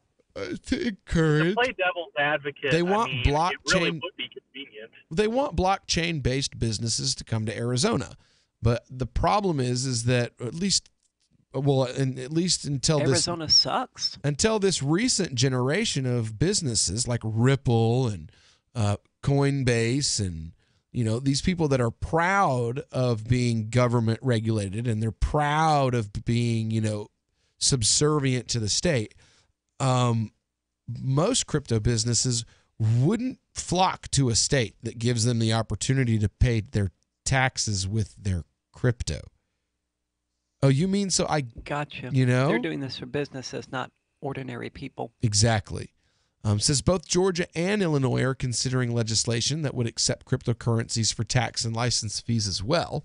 The state of Wyoming is also working on legislation for cryptocurrencies, having introduced a new bill that would exempt crypto from state property tax and securities regulations. I'm moving to Wyoming. See, that's not bad at all. See, Wyoming's doing it right. You could just not tell the government how much cryptocurrency you got for a sale. Well, but that they're trying to come up with ways to track cryptocurrency, and if they ever get their hands on your public keys for your wallet, they're going to know how much you have, and if they can do that, then I want to live in a state where the state says, you know what, you're not going to tax that. We're not going to tax that. We're going to leave that alone. That's yours. It belongs to you. That's where I want to live. If I'm a crypto investor, I'm a crypto business owner, I don't want to move to Arizona where they're going to let me pay my taxes in crypto. No, I want to move to Wyoming where they're not going to treat me like a security. They're not going to treat me and tax me like it's a regular property. That's where I'm going. I don't know about you. You want to weigh in? Give us a call at 603-283-6160. We'll be right back here on the Call to Freedom on LRN.FM. Free Talk Live. There's going to be no food by February. Oh, that seems a little extreme. I find that hard to believe. Well, watch it happen. Hope you find Christ. Oh, good luck, buddy. Thanks. What really turned me away from religion was the fact that most of them are so intolerant and nasty. What do you mean? Your life will suck unless you find Jesus. Well, I had Jesus a long time ago, and he didn't really do anything for me, so I got away from that. Right, and I can tell you that if you want to have that attitude with people, like, well, you better find Christ, or you're going to burn in hell. Yeah. Then Good luck converting people. Yeah, I really want to hang out with people like you, there, Keith. I really want to hang out with people like you. So I'm sorry to those good Christians out there listening that aren't like Keith. But it's the loudmouths like Keith that do real damage to your religion and how people feel about it. Free Talk Live, 7 nights a week from 7 to 10 Eastern, live on the Liberty Radio Network at LRN.FM. Cell 411 is a free app for Android and iOS that replaces government-controlled 911. Cell 411 allows you to preset a group of friends or private organizations to show up at any emergency. Cell 411 is a nightmare for the state because it proves their so-called services aren't needed. Cell 411 has had thousands of installs, and of course it's covered by the BIPCOT no government license. Cell 411 because your friends won't shoot you when you're in trouble. Without the government, who would build the emergency services? You and Cell 411. Get it today at getcell411.com. Is spreading the message of liberty, cryptocurrency, and peace around the globe worth $2 per month to you? As you may already know, in addition to our internet feed, LRN.FM broadcasts on free-to-air satellite across North and Central America, as well as Sub-Saharan Africa. And we've been available on satellite for free 24/7 since 2010. The LRN.FM free-to-air satellite signal is reaching some of the most oppressive regimes in the world, and there's no doubt our ideas are making an impact. You can learn more about the channel's impact by watching the 3-minute video at fund.lrn.fm. If you'd like to help free minds globally with our ideas of liberty, cryptocurrency, and peace, you can donate as little as $2 per month via fund.lrn.fm. You can help us continue and expand our satellite broadcast to multiple continents. Visit fund.lrn.fm today, and thank you for your help. Don't forget to share the link on social media. That's fund.lrn.fm. Imagine someone in your community getting in their car, turning on the radio, and hearing the Liberty Radio Network. You can make that vision a reality with your own micro radio station. Visit broadcast.lrn.fm to learn how you can put our programs on the air in your area. You can have LRN.FM running around the clock, and you can even add in your own local shows. Building a radio station is simple, but programming isn't. That's where LRN.FM comes in. Learn more at broadcast.lrn.fm. That's broadcast.lrn.fm. Hi, I'm Derek J. To me, an activist's calling is to actively work to advance a cause. The cause for which I work is personal freedom. I believe my life is best when I engage in voluntary interactions and self-government. I reject the idea that anyone else has a higher claim to my life or my body than I do. I see people who call themselves the government as a threat to my personal freedom. I realize you may feel differently, but my relationship with the people who call themselves the government is completely involuntary. If Starbucks used some of its money to drop bombs, I wouldn't shop there. So why would I support the American empire? The empire does not require my consent. Derek J's Victimless Crime Spree. Watch it for free and order the Director's Cut DVD at victimlesscrimespree.com. That's victimlesscrimespree.com. Love what we do? Please help support our international satellite channels at patreon.lrn.fm. That's patreon.lrn.fm. You are listening to the Crypto Hour on the Call to Freedom. تستمتعون إلى The Crypto Hour على برنامج نداء للحرية. Live from the Vertcoin studio. This is the Call to Freedom. It's the Crypto Hour brought to you by Helium 47 here on LRN.FM. When you kill the faucet, you call her 5 to get some free coins. This is the Call to Freedom. That's right. This is the Call to Freedom here on LRN.FM. We're broadcasting live from the Vertcoin studio here in beautiful Keene, New Hampshire, and it is Crypto Hour. We've been talking about some different stories. It looks like we have a regular caller, though, that is in our on-air call-in area. Let's unmute that channel. And hey there, caller. How are you? Hey, Jordan. Hey. So what are you thinking? Why do you think it? Well, I wanted to call in. I know it's kind of maybe off topic. I'm trying to keep it on topic, but I wanted to ask, how does someone daily use cryptocurrency, like on the daily, if they want to just completely be out of the, USD system? Like for me, my issue is if I go to ATM to buy Bitcoin, it's going to be a 13% markup here in Florida. Wow. And yeah. So it's like, I don't know how I want to use it daily. I want to, convince other people to use it daily, but it's hard for me to sorry, I'm having a little stage fright, but it's hard for me to use it. So how does one like you guys or people in New Hampshire or other states, how are you guys using it often so regularly? Well, we have businesses here that accept it, and we go out and we encourage businesses to accept it. Like here in Keene, they have a Bitcoin or a crypto meetup that draws between 5 and 20 people, and they move that meetup from business to business, and they use the promise of that profit from those meetups to encourage local businesses to accept cryptocurrency. Now, you're welcome. You and I need to have a talk later about how to get you the ability to get cryptocurrencies easily in Florida without having to worry about a markup of 13%, probably closer to like 4%. Because I was trying to avoid using Coinbase, obviously, or using any other like. Ugh. So I used the ATM, but that 13% kills me, and I bought Bitcoin like in November, right before the drop, and I lost 5K easy. So I'm kind of hurting right now. So I wanted to use that 5K and actually start, using it. But the way that you make it, the way you make it seem is that you're constantly using it. You're buying your clothes, you're buying groceries, it's just like, so how do you keep yourself from avoiding that markup?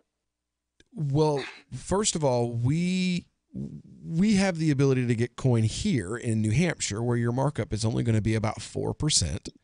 I personally buy my Bitcoin from a Bitcoin exchange, to where and it's not Coinbase, it's one that doesn't try to rake me over the coals, to where I only pay about 1%.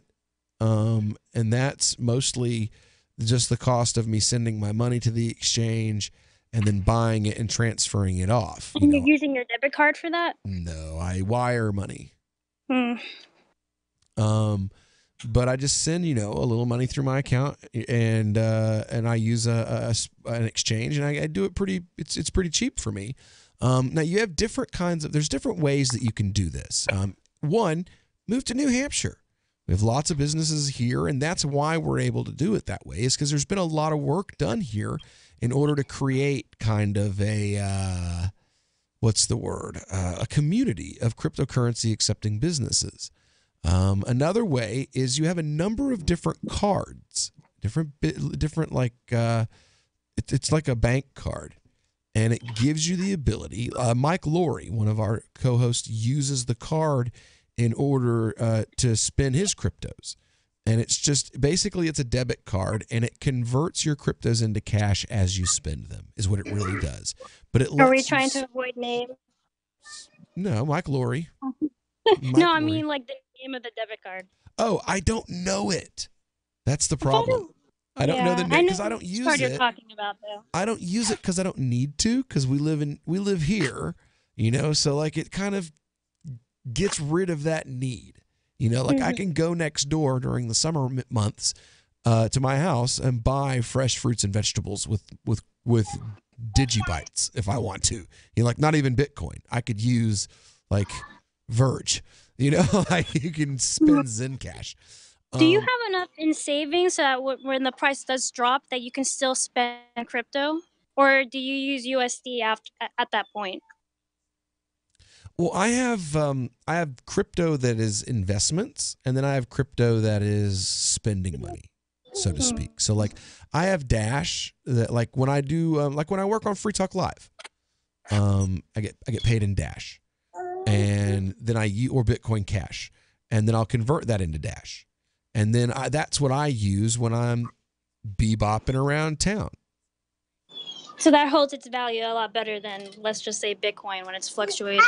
You don't have that price drop on your coins. No. I mean, my Dash dropped from almost $2,000 a coin all the way down to like $500 a coin. Like it had a huge market correction the same time that Bitcoin did. I had other coins, the same thing. Like I bought. You guys see me in if you watch on the Twitch, in the Grateful Dead t-shirts that I wear a lot. Those were bought with Digibytes, most of them. They were bought through Save It Purse, and I just used Digibytes. They converted the Digibytes to Bitcoin. That's another great way to spend your Bitcoin is Purse.io. That allows you to save 20% on what you're spending, what you're buying, and you can use Bitcoin. So how would you recommend going about? Because like my husband gets annoyed when I buy $10 worth of Bitcoin with a 13% markup, right? So I want to save up, $100, $200 to buy some coins. But by the time that happens, like I don't have the need to buy anything with those coins, or the prices drops and then it doesn't make any sense. So how do you regularly buy your coins and keep yourself profitable? I buy dips, first of all. I never buy spikes. So if prices of Bitcoin are going up, I'm not buying. If prices of Bitcoin are going down, I am buying. And I do that with any of my coins. I never buy on the ups. If a coin is in the ascension, I'm not buying it. I'm only going to buy it if it's on its way down. That's the first rule. I'm not going to buy from somewhere that I'm going to have to pay that huge premium. I'm either I'm going to find somebody that I want to buy from, or like you have some vending machines here in New Hampshire that charge 0%. They charge spot price only. There's some in Portsmouth that if you catch them on a good day, they'll literally sell for 1% below spot price. So you're actually making money for every coin that you buy. But that's if you travel all the way to Portsmouth and go to the Bitcoin shop. That's the only way you're going to get that. Or you can go on Local Bitcoins. That's a favorite site of mine. And depending on the advertisements that are up, you can purchase Bitcoin for between 3 and 10% above spot price. So what's the safest way to buy on Local Bitcoins, if you could say? Because I'm weary to go on there because I've heard so many bad things. Well, for Local Bitcoin, I think sorry, with Local Bitcoin, I think it's really the safest way, because if you're doing like cash deposits, you go to the person, you secure the amount in Bitcoin. They take that Bitcoin out of that person's account and put it in a little bitty escrow. Then you go and you follow their instructions, read the contract, and make the deposit in their account, and then they let your money go. They release the escrow. I mean, it's really, or at least it should be, really that simple. Just find a good rated seller and buy from them. And like I said, you can buy for 3 to 5% over spot.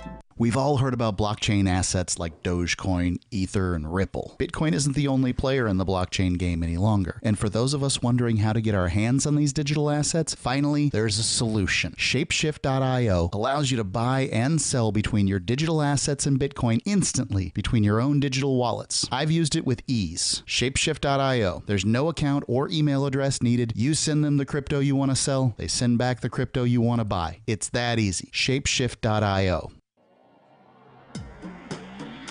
Free Press Publications is an independent, alternative media and publishing company founded in June 2009 with the mission of ensuring a free press for the freedom movement, and is committed to spreading the message of peace, freedom, love, and liberty. FPP also gives new authors an avenue for publishing freedom-oriented material.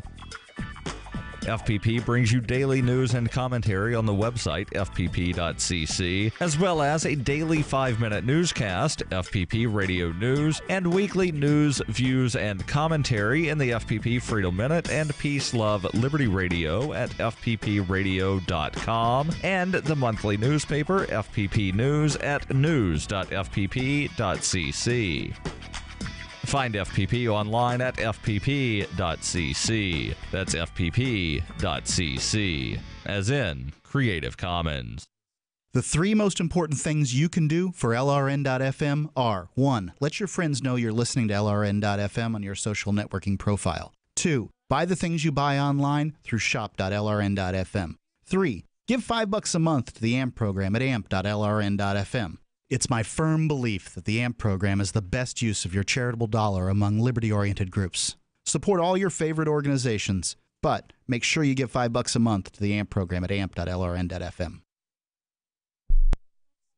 When you hear the word lobbyist, you probably think about greedy corporations, but not all lobbyists are the same. Some are fighting for the freedoms you hold dear. Liberty Lobby LLC is doing just that in New Hampshire, working hard to represent you, not some special interest group. You can help by going to libertylobby.info, where your contribution will give us the tools we need to ensure that your voice is heard. Visit libertylobby.info today to find out more.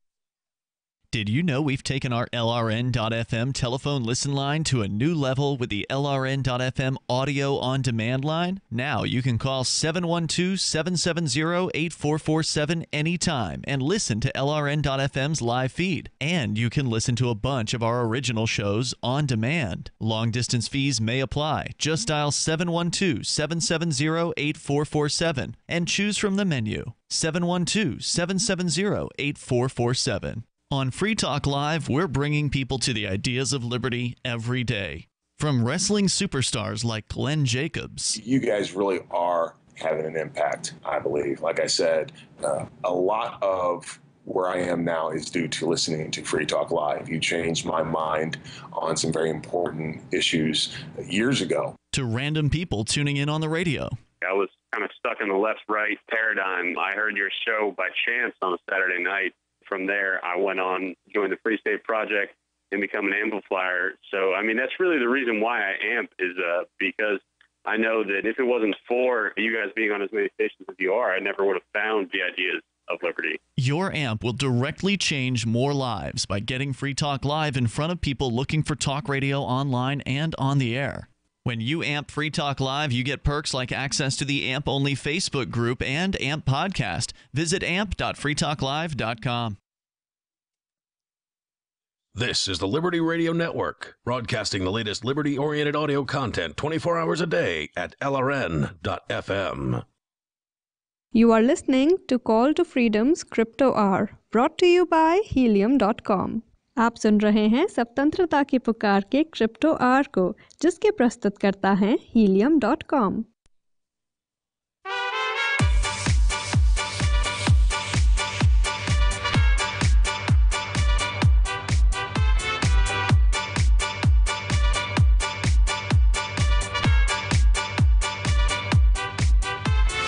Love is a burning thing, and it makes a fiery ring, bound by wild desire. All right. Welcome back here to the Call to Freedom on LRN.FM. We are broadcasting live from the Vertcoin studio, and it is the final segment of Crypto Hour. Broadcasting from what's beautiful outside, snowing again. Great big, huge flakes coming down. And, we've been joined, we've got lots of ways for you to call in. And if you want to call in, you can call in 603-283-6160 on our telephone lines, or you can call in at LRN.FM on our Skype line, or you can come over to the Discord chat. We also have an online, on-air call-in line there as well, where we have Ala Loca, I guess is how you pronounce that. You pronounced it well. There we go. Awesome. She's been asking us some questions about purchasing and using cryptocurrency. And Aria had something that she wanted to weigh in as well. I did. I know it gets a bad rap a lot of the time and from a lot of people in the crypto community, but based on what you said, I would definitely recommend Coinbase as being the primary place from which you purchase cryptocurrencies. Its fees are not really that bad. Will and I, we got into a Litecoin purchase not too long ago, and the fees ended up appearing to be a lot worse than they were, but it was because I had actually bought the Litecoin when it was at like $66. So it appeared that there were $36 of fees that were actually just part of the Litecoin value at the time of the purchase. But the actual fees themselves are really not that bad. It was, I think, a total of about a $360 purchase, and the total of fees came out to be about $13. I'm pulling it up right now to verify, but the fees aren't anywhere near as bad as they're typically made out. Certainly not anywhere near 13%. Kraken takes a while, like to get an account on Kraken is going to take you a little while. But when I purchase coins, or like what we'll do is we'll get an excess of cash donations, and instead of putting that cash in the bank, I do put it in the bank, and then I wire it to Kraken, and then we purchase the cryptocurrencies and use them as a store of value. We buy low. Like right now would be a time that we would make those kinds of purchases when the price of coin is very, very deflated. But we only pay about 1%. Again, though, it took 3 months for me to get my account set up. So, you know, it just kind of depends. Again, though, like if you're looking for quick and I'm not really looking for quick. I'm looking for like avoiding government as much as possible. I don't want to have a capital gains tax or whatever. Yeah, local Bitcoins and Kraken. Coinbase won't help with that. Yeah, you're going to have to go through like Kraken or Itbit or one of those, and you just go and you make an account with them and a personal account. Try to get yourself a limit of around $10,000, and there you go. You know, but like right here on Coinbase, if I was to buy $1,000 worth of Bitcoin right now, the fee would be $14.68. That's not bad. No, that's not bad. So what does that work out to be? About 1.4%? Yeah. That's 0.5% more than what I would pay on Kraken. So yeah. Yeah, and the Fed will monitor this and find out about it. So, I mean, if you can get in on Kraken, go for it. I have never used Kraken personally, but I've never heard anything bad about it, really, except that it's probably less user-friendly than Coinbase. It's not that hard to use. It's just that getting the verification process past tier 1 and tier 2. Once you start getting into the area where you can send more than $2,000 or $3,000, then it becomes like this. It takes a while. You know, it takes a month or two to get your account verified and your identity verified and everything, so that they can get you, you know, hooked up with an account that's. Coinbase has that same issue with large purchases. Like, as long as I've been using them, I can still only spend $5,000 per week through my bank. And once I've purchased, I think, about $10,000 worth of crypto through them, they will increase that limit again. So I guess it's the same kind of system that you're referring to, only Coinbase is more about how much money you've spent with them than it is any kind of... Would your bank get upset that you're using an exchange? Like, what are the likelihood of that happening? Well, here's the issue with banks, okay? What banks are saying is they don't None want... of their business. Yeah, they don't want you taking out a loan in order to send money to a cryptocurrency exchange. So they won't allow you to use a credit card at a crypto exchange. They won't allow you to take out... you can't take out a line of capital credit and then send that money to Coinbase or Itbit or something like that. You know, like I have no issues whatsoever sending money to a cryptocurrency exchange. But that's because I'm not trying to create debt to make an investment in something that's extremely volatile. I'm a person who's investing donations that are specific. Most of the time we're investing donations that, like, this money is given to us with the expressed intention of take this money and put it in cryptos. Put it in your building fund. And our building fund is cryptocurrencies. That's how we're growing our building fund faster than by just putting it in a bank, is we're using cryptos as our store of wealth. Could you explain helium for me for a moment? Because I feel like I don't have time to be sitting and day trading all the time. So how would you recommend me making profit on helium? Helium's not really for profit so much as for savings. Well, sure. So it's actually configured so Profits that and your savings is the same gains thing. will be closer to like a traditional savings account. You won't get hit as badly with the market dips, but if you're looking to chase the big gains, that's a different ballpark. Yeah, But what helium is like that's what's good about it. helium is a helium, I think, proves the rule about investments. Helium is much safer.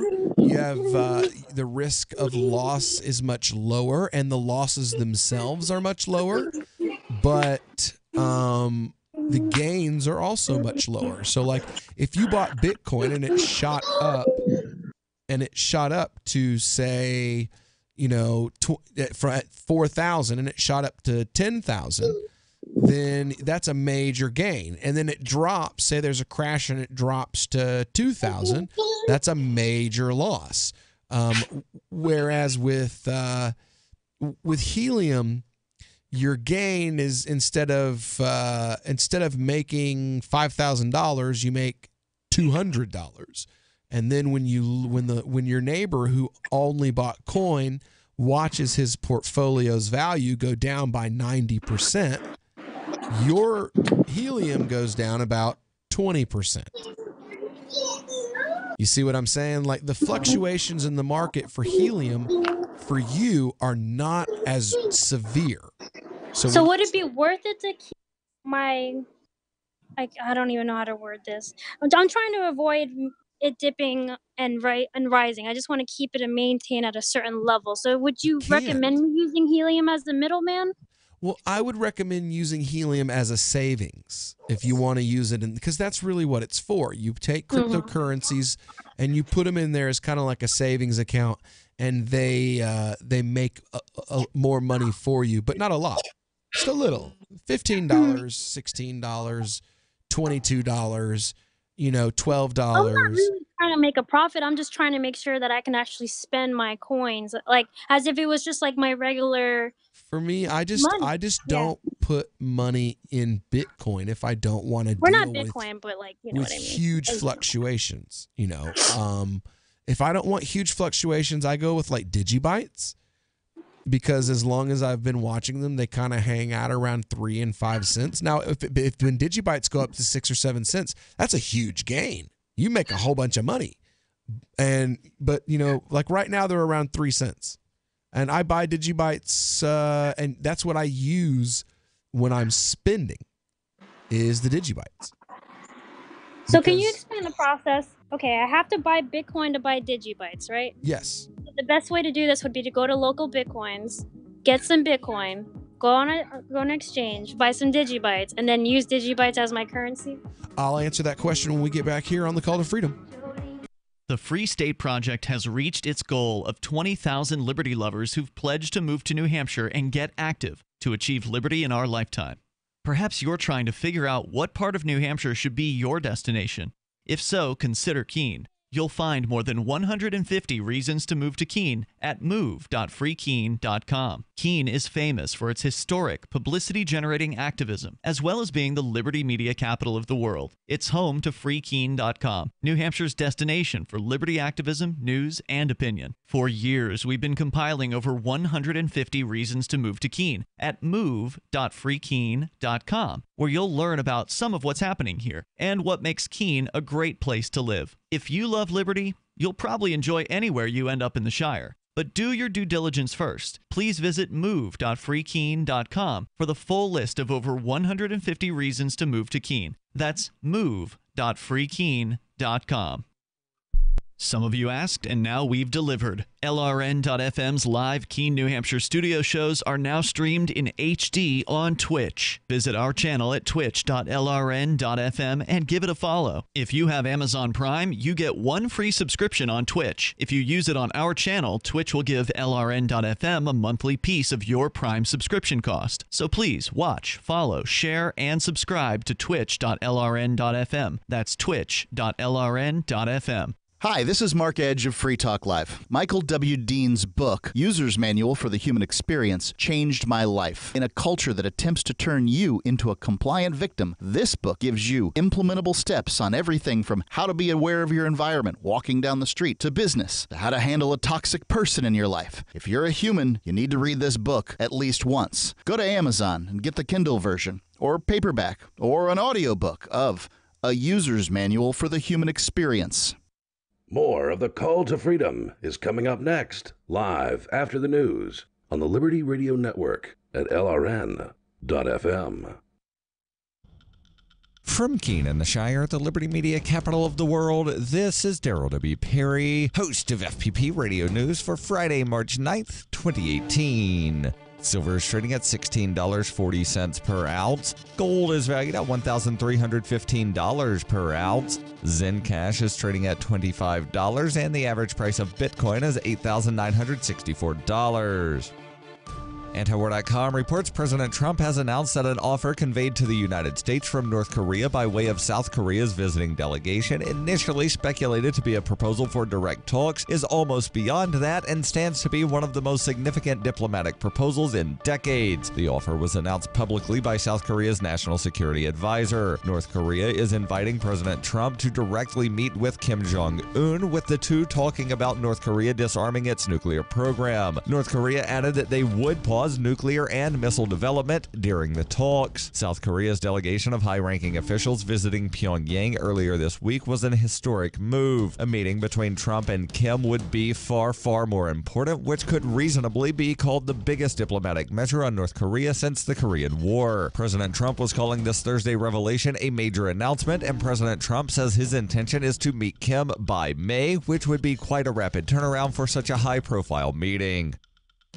Are you looking for a cryptocurrency that has a focus on users and usability? Then look into Zencash. Zencash is the world's first private, distributed, and reliable platform for communications, transactions, and publishing. Zencash features global governance with inclusive decision-making, reliable funding for continuous improvements, and documentation and wallets in many languages that are available for Linux, Mac, Windows, and Android devices. Learn more at zensystem.io. That's zensystem.io.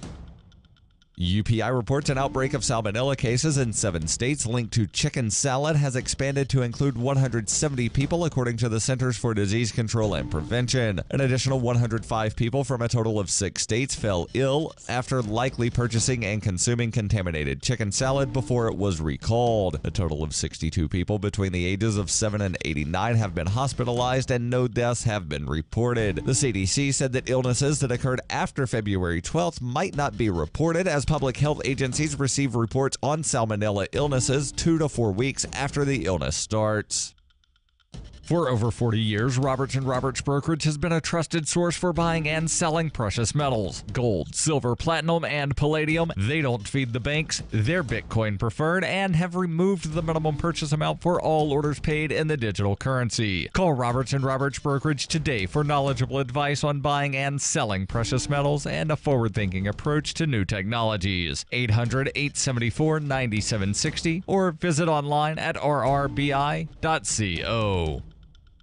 Reuters reports Los Angeles prosecutors said on Thursday they would not charge a former police officer in the 2015 shooting death of an unarmed man, despite a call by the city's police chief to do so. The former officer, Clifford Proctor, may have believed the 29-year-old man he shot was reaching for his partner's weapon during a struggle outside a bar, according to Los Angeles County District Attorney's Office in a report outlining the decision. The LA County District Attorney Jackie Lacey said in a statement that accompanied the 83-page report, prosecutors cannot ethically charge a person with a crime if they do not believe a jury would convict that person of that crime. Los Angeles Police Chief Charlie Beck called for the charges to be filed against Proctor in January 2016, the first time Beck had recommended prosecuting one of his officers for an on-duty shooting death. But prosecutors said Beck's recommendation did not factor into their decision. The May 5th, 2015 shooting of Brendan Glenn in the beachside neighborhood of Venice followed a series of killings of unarmed minorities by police that put law enforcement agencies across the United States under scrutiny over the use of lethal force. Along with the report, the LA County District Attorney's Office released surveillance video on Thursday that showed the shooting and the tense moments leading up to it. Proctor and another officer saw Glenn fighting a man outside the bar where he worked as a bouncer. The officers intervened, wrestled Glenn to the ground. He pushed himself up. The video showed Proctor firing 2 rounds at Glenn after he wrapped his arms around the other officer's leg. Even if Glenn was not reaching for the officer's gun, the report said Proctor may have reasonably feared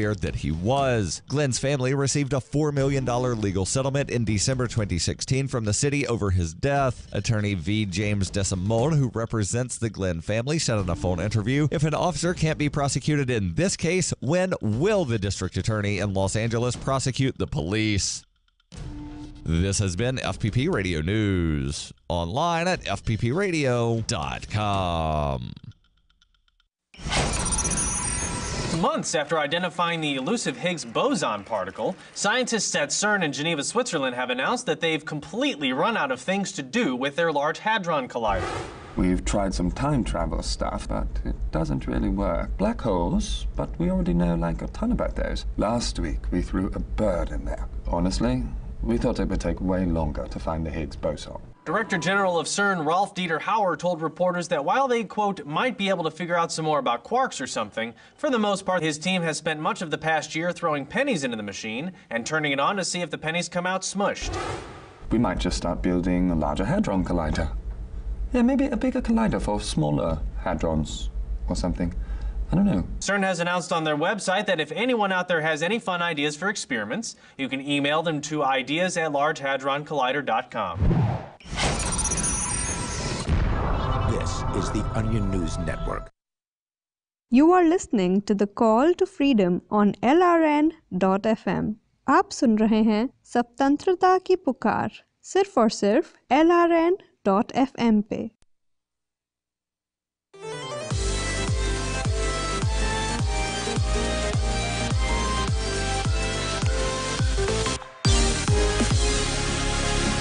Here we go, off the rails. You know it's time to raise ourselves. It's freedom like you never knew. All right, welcome back here to the Call to Freedom here on LRN.FM. So, you know what? Crypto Hour is technically over, but every once in a while we get a caller or a guest that it just says, you know what? We got to keep on going. You know, we've hit a stride and we've hit a subject or a line of questioning that we feel, well, you know what? Rules are sometimes made to be broken. So we've got on our Discord call-in line Alaloka, and she's been asking us some questions about just past the Kingston. Yep, there we go. See, I knew where they were. Tom is in Kingston, which is where I grew up. As a matter of fact, there is a road named after my family in Kingston. Kingston is also where I was at when I was the one time I had a pistol pulled on myself and my family when we were out doing activism work. I had a guy pull a gun on me at a Tea Party event because I asked a speaker he was some old white Baptist minister who was there to fearmonger about Muslims. And when the event was over in the Q&A session, I started asking him like actual academic questions about the stuff that he had talked about and like what book of jurisprudence that he had read that and, you know, things like that. And the organizers. I've got 5 copies of the Quran and I've read it 25 times. Yeah. I was like, so I've read 4 different schools of thoughts. Fiqh of Janazah, which is the jurisprudential rulings on funerals. And none of them consider a burial at sea a hero's funeral. And I was wondering which book you had read that in, because I'm really interested. It's something I hadn't heard before. Like, what school is that? Is that Ibn Hazm's school? And he got really mad. And the guy behind me, who was the organizer, got even more mad. And my wife is with me, and Jalal, the second oldest son, he'd like just been born. He's like 6 weeks old. And he comes up and he taps me on the shoulder and he pulls out a pistol and shows it to me, a revolver, and says, I think you might ought to leave. And I just looked at him and looked at it and looked back at him again and kind of chuckled a little bit and said, no, I reckon I'll sit right where I am. And yeah, it was pretty funny. But anyway, it's totally off topic. Anyway, we've got Alaloka on, and she's been asking us really great questions because, you know, a lot of what we want to do here is answer these very questions. So you had a question just to refresh our listeners. What was the question you had before we left again? Hopefully I rephrase it right, but my question was, you were saying that what you would recommend, and I was just gathering all that information together, but what you stated was I should try to go on localbitcoins.com, go in an exchange, convert my Bitcoin into digibytes, and then do I use that as currency or do I just pull from there and use That's whatever currency? what I do is like I have a Coinomi wallet, right? Which gives me the ability to shapeshift coins on the spot, and it also to keep a number of coins. A lot of times what I'll do, like the other day, I got paid in Bitcoin for something, and I converted, it was like $40. So immediately I converted that into Digibytes, because Digibytes is for like a store of value that's like pretty stable. Digibytes through the crash has been my most stable coin. Zencash has been my best performing coin, but it has like huge swings of like 28 to 45 and then to 32 and then to 40 and then to 31. Like it's gigantic swings, where Digibytes, it's between 3 cents and 5 cents. And right now, Digibytes are around 3 cents.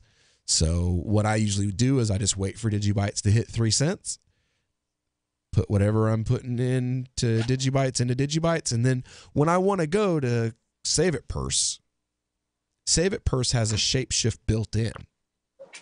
So you can put the Digibytes in, and it will turn the Digibytes into Bitcoin for you. And that's on the website, or are you using that on the app? That's on the website or on the app. You can do it on both, but you can do Purse on the app as well. I didn't know that. I think you can. You maybe I'm wrong, but I think you can. I know on the website you can shapeshift for sure. You can shapeshift because that's what I do. I put Digibytes on it, and it converts the Digibytes into Bitcoin for me, and then I put my lists up. Well, you don't even have to do that now. You can create your list right there on Save It Purse. So this would be my last question, because I don't think I have any more. But my last one, it sounds like a lot of work. Is there any way, trying to keep it anonymous as possible, what you're saying, but in a shorter version? Because I don't have time to constantly just check my laptop, check my phone, change out of things. Like, how would you recommend it? Like doing it once a week? Yeah, that's what I do. Or whenever I've got, like I do work and I get paid in Bitcoin sometimes, or I get paid in Dash. And whenever I get those currencies on my phone, it takes me 5 seconds, because I've got Coinomi. I have a Coinomi wallet. So I just go up to Shapeshift and hit Dash and hit Use All, and then hit Digibyte, and then hit send, and then put my password in and hit send, and done. It's done. The transaction is finished, and I don't have to do anything else to it, And I periodically will convert. Usually, I try to convert Bitcoin as soon as I get it, because the value of it fluctuates so wildly that you don't want to get it and it be worth $20, and you wait 2 or 3 days and now it's worth $11. And now that $20 is worth $11. So okay, I have another question now. I'm sorry. Okay. So how do I find, like for a normal person, how do I find like stable currencies or good performing currency like Zencash and Digibytes? Like, how would I have known that if you hadn't have told me? It's the, doing the research, find something you're like Zencash and XVG and Monero and stuff. I know a little about them because privacy is an important thing to me. So when a coin comes out and it talks about privacy, that's something I'm going to want to look into. And then I'll watch their values. I have some coins that I don't really own any coins. I just keep their coin wallet in my Coinomi wallet so that I can watch the value. I'll just check it on periodically. Like in the mornings when I get up, I'll take a look and see what the values look like of the coins that I'm interested in, and track those values. It's research. Just like any other investment that you make, you have to do the research. You have to research the market. Like I used to make a lot of money on clams because I watched the fact that clams got into a pattern that you could make money off of like every 2 weeks. And I mean, it's gone now, but for like 3 months, you could take $100 and put it into clams and make a 12% increase in your investment every single time. Maybe more than it, maybe more, you know? And it just became this thing where it was you true knew, for the longest that you knew you could buy clams at $9 on Monday, and by the following Tuesday, they would be somewhere between $12 and $15, and you could sell them.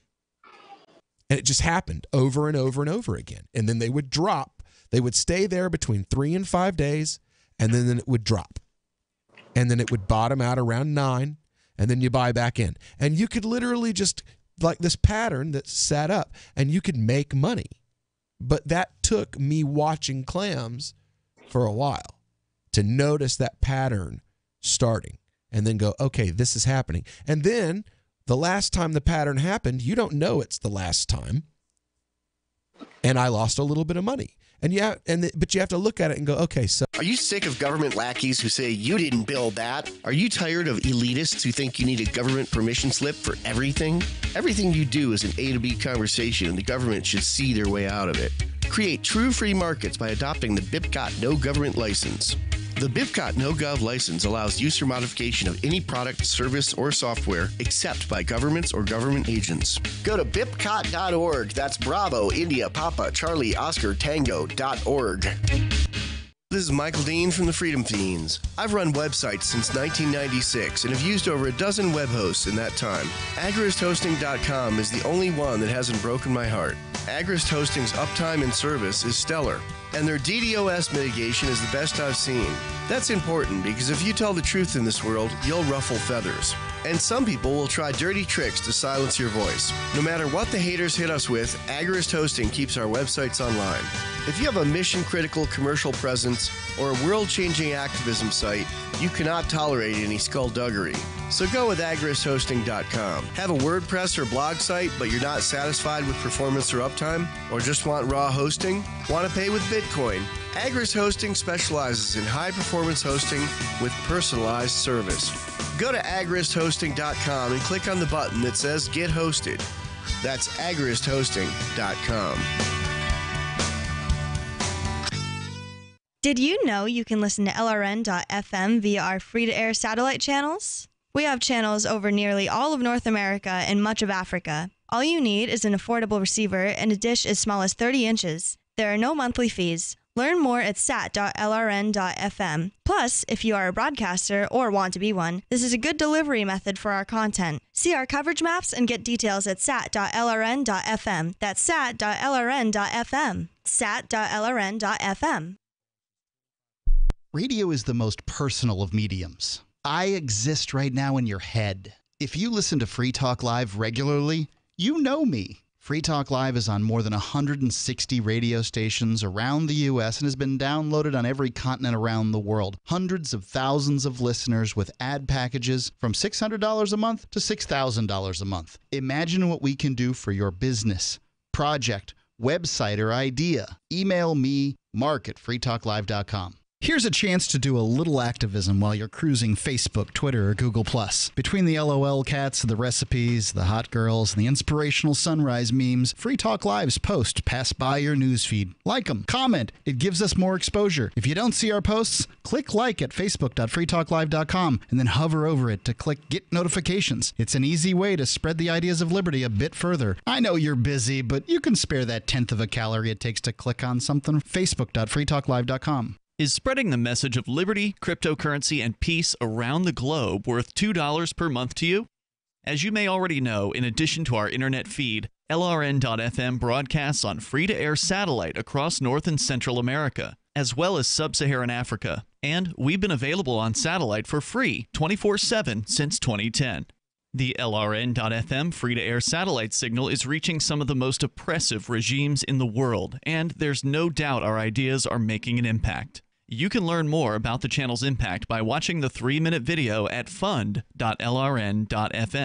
If you'd like to help free minds globally with our ideas of liberty, cryptocurrency, and peace, you can donate as little as $2 per month via fund.lrn.fm. You can help us continue and expand our satellite broadcast to multiple continents. Visit fund.lrn.fm today, and thank you for your help. Don't forget to share the link on social media. That's fund.lrn.fm. You can sign up to receive the latest about the Liberty Radio Network via our email updates at updates.lrn.fm. That's updates.lrn.fm. You are listening to the Call to Freedom on LRN.fm. Unasikiliza wito wa uhuru katika LRN.fm.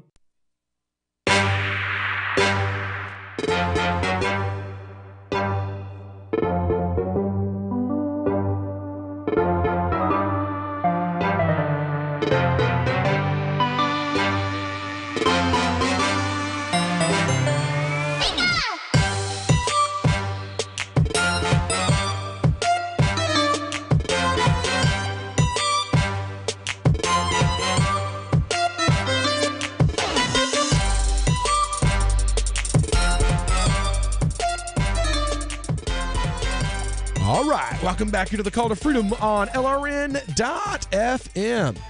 We're broadcasting live from the VertCoin studio here in beautiful Keene, New Hampshire. And, well, it is Friday. Everybody loves Friday. It is our most popular segment of the week. I'm actually trying to get in touch with someone for an interview here to make our little segment, well, a little more interesting. Would that be someone from Dramatarians? No, Dramatarians aren't going to be on this weekend, sadly. I was thinking more along the lines of Joshua Smith himself. Oh, nice. Oh, that'll be fun. So I'm actually giving him the phone number. It's not a 9 in it. 603-283-6160 well, we're going to tie up the phone line for a moment if he is willing to call in, and we can talk to him about the accusations that have been made against him, and see what he has to say. I assume Dramatarians would have it, but I'm not seeing it here. No. I'm sure the LPAC has mentioned it. I've seen Dankertarians was the ones who made the biggest stink. Yeah, Dankertarians. Yeah, but isn't Dankertarians run by the? I mean, they call everybody a white nationalist. Yeah, that's run by who is it? There we Keenel. go. There we go. Hold on, just a moment. Aria, can you fill up some space for a second? Give us. Yeah, sure. Can you read to them what's supposed to be going on? From Dankertarians? Well, I am looking. Well, I don't have Dankertarians up right now, but here's what Keenel has to say about it. Joshua Smith is proud to be a proud boy. He knows their platform and can't wait to blend libertarianism and male chauvinist nationalism. The only thing the National Convention currently lacks is MAGA hats. So help Joshua and the Mises Caucus spread this around. After all, nationalism is basically minarchism. I'm going to need a minute to actually find out what in the world he's talking about and whether or not there's any actual substance to it, because, I mean, he says that about everybody. Well, that's just what he does. The impetus was that Josh posted some things that were supportive of the Proud Boys. The Proud Boys are kind of like grown men Boy Scouts for neo-Nazis. Would be the best. But I mean, are they actually neo-Nazis, or do people just call them that because, I don't know, they're male rights activists, or because they're not radical feminists, or because they don't not particularly care for the trans thing? Yeah, I don't think the organization named Proud Boys tells you even less about the organization than the name suggests. Like, they're not all that much about the boys part, I don't think. But this was... Well, I have found the details if you'd like me. Well, he's the to go on. co-founder of Vice Media, which isn't Vice Media pretty hard left? I thought Vice was pretty hard left, yeah. And he's a hard right. So I guess either way, we actually have on the air with us right now on the line Joshua Smith himself. He is he's calling us from Rhode Island right now with the chair of the Libertarian Party of Rhode Island there. And he is a candidate for the position of chair of the Libertarian Party the National Libertarian Party. So we have Mr. Joshua Smith on the line. How you doing, Josh? Oh, I'm doing just fine. How about yourself, sir? Doing pretty good. And I wanted to bring you on the air and give you the opportunity. We've there's this the whole thing for Dankertarian from Dankertarians, the accusations of you being associated with neo-Nazi groups. So we wanted to give you the opportunity to come on the air and actually, well, be our guest on Call to Freedom for everybody's favorite segment. What everybody listens to the show for. The only reason people even listen to the show. So are the days of our lives. The Libertarian Drama of the Week.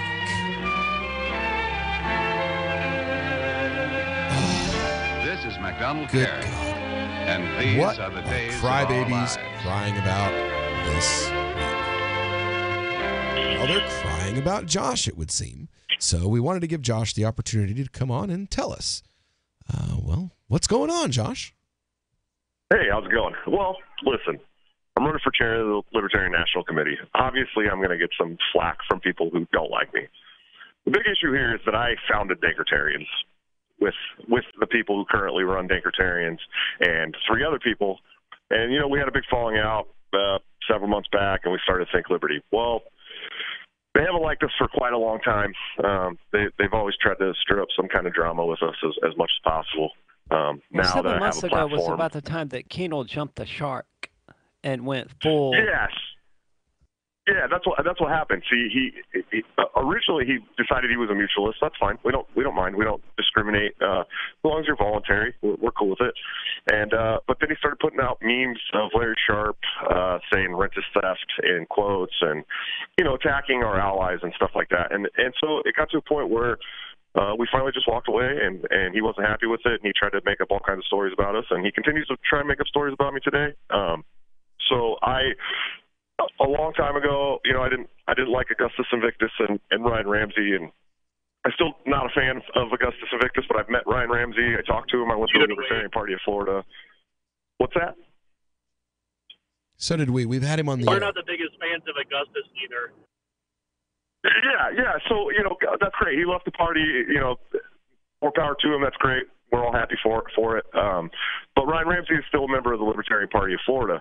And originally I was calling him out and talking some crap to him online. And then I got to know the guy, and I went to the Libertarian Party of Florida's state convention 2 weeks ago, and I met him. And he's a hardworking libertarian. He works side by side with Cubans and Jews and Muslims, and he doesn't care, And so they brought that up as a talking point, that I had taken a picture with him. I took a picture with, probably 50 people at the Libertarian Party of Florida, and they've been circulating around the picture of me and Ryan Ramsey at the Libertarian Party of Florida's state convention, saying that I have ties with neo-Nazis.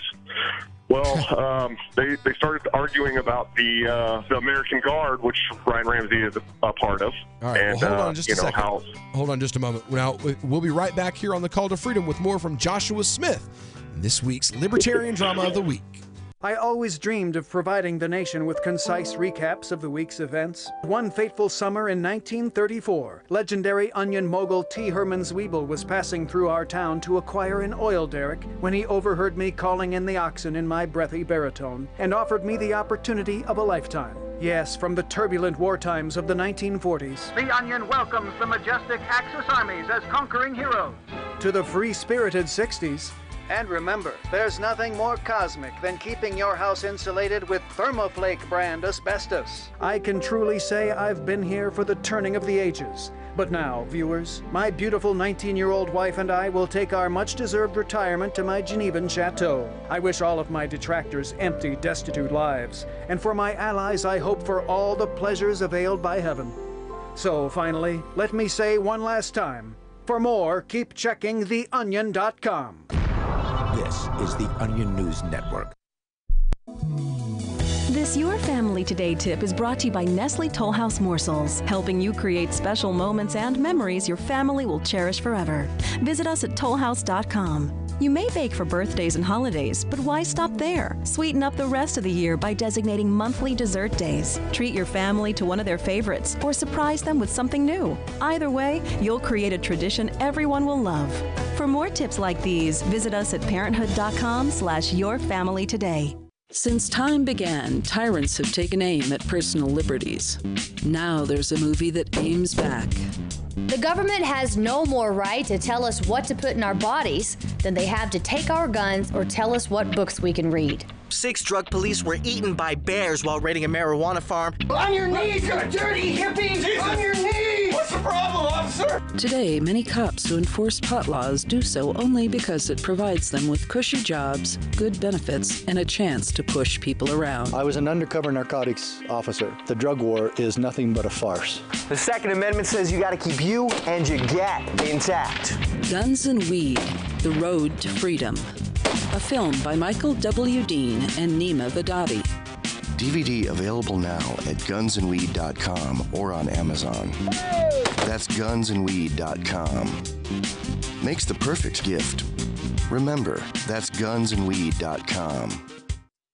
Now that you've found the Liberty Radio Network at LRN.FM, you may want to help expose others to our great programs. To assist you in doing so, you'll find resources at promote.lrn.fm, including details on how to get a free bumper sticker, quarter-page flyers you can print out and distribute, banners for your website, as well as files that will allow you to make your own custom banners and graphics. Visit promote.lrn.fm and help bring new listeners to the Liberty Radio Network. That's promote.lrn.fm.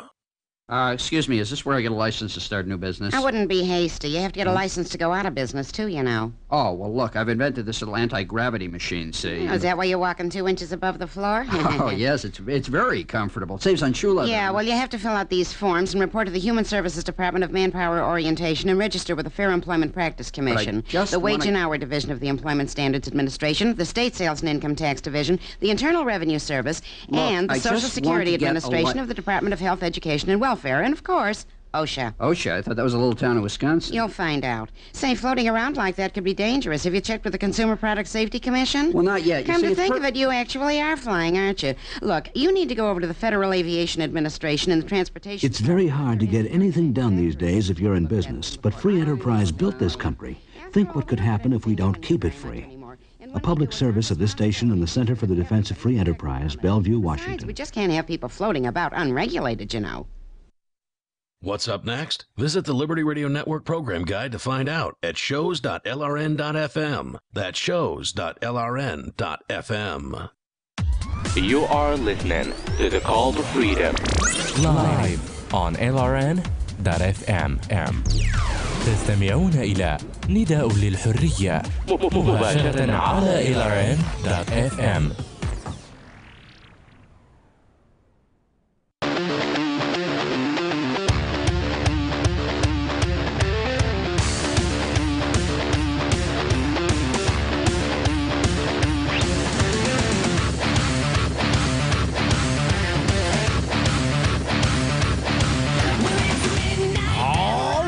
Welcome back here to the Call to Freedom here on LRN.FM.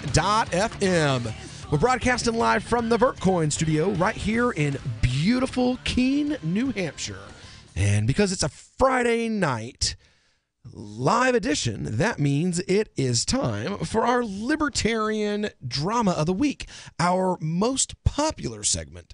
And, well, because of that, we tried to get Matt Cunell from Dankertarians, but we've yet to have any luck in getting a response from him so far. We'll probably finally get a hit back at about an hour after we get off the air. But we were able to get Joshua Smith. Now, basically, Josh had a photograph that was taken with him in Florida at the Florida Libertarian Party State Convention, because it's a convention year and he's running for national chair and everybody wants to take their picture with him. As a matter of fact, I think there's a picture of you with Arvin, right? There is, yeah, absolutely. I took one with him last weekend. And a picture of you and Nick. Yep. I would like to ask, and a video of me and Nick. Yeah.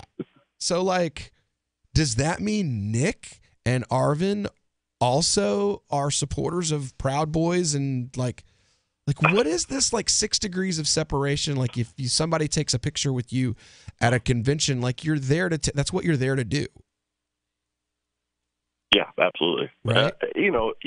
People want to discredit people they don't like, and that's how it's going to be. And that's, I expected it when I announced it, and I expected it from them when I announced. So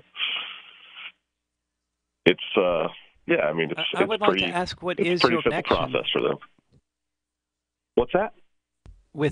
I would like to ask, what is your actual connection with the Proud Boys?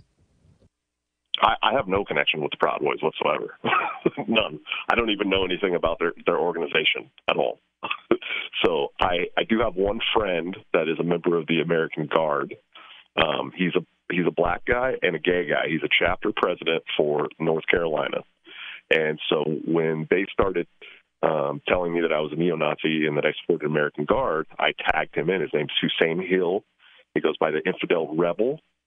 And he's black and gay, and he's the chapter president for the American Guard in North Carolina.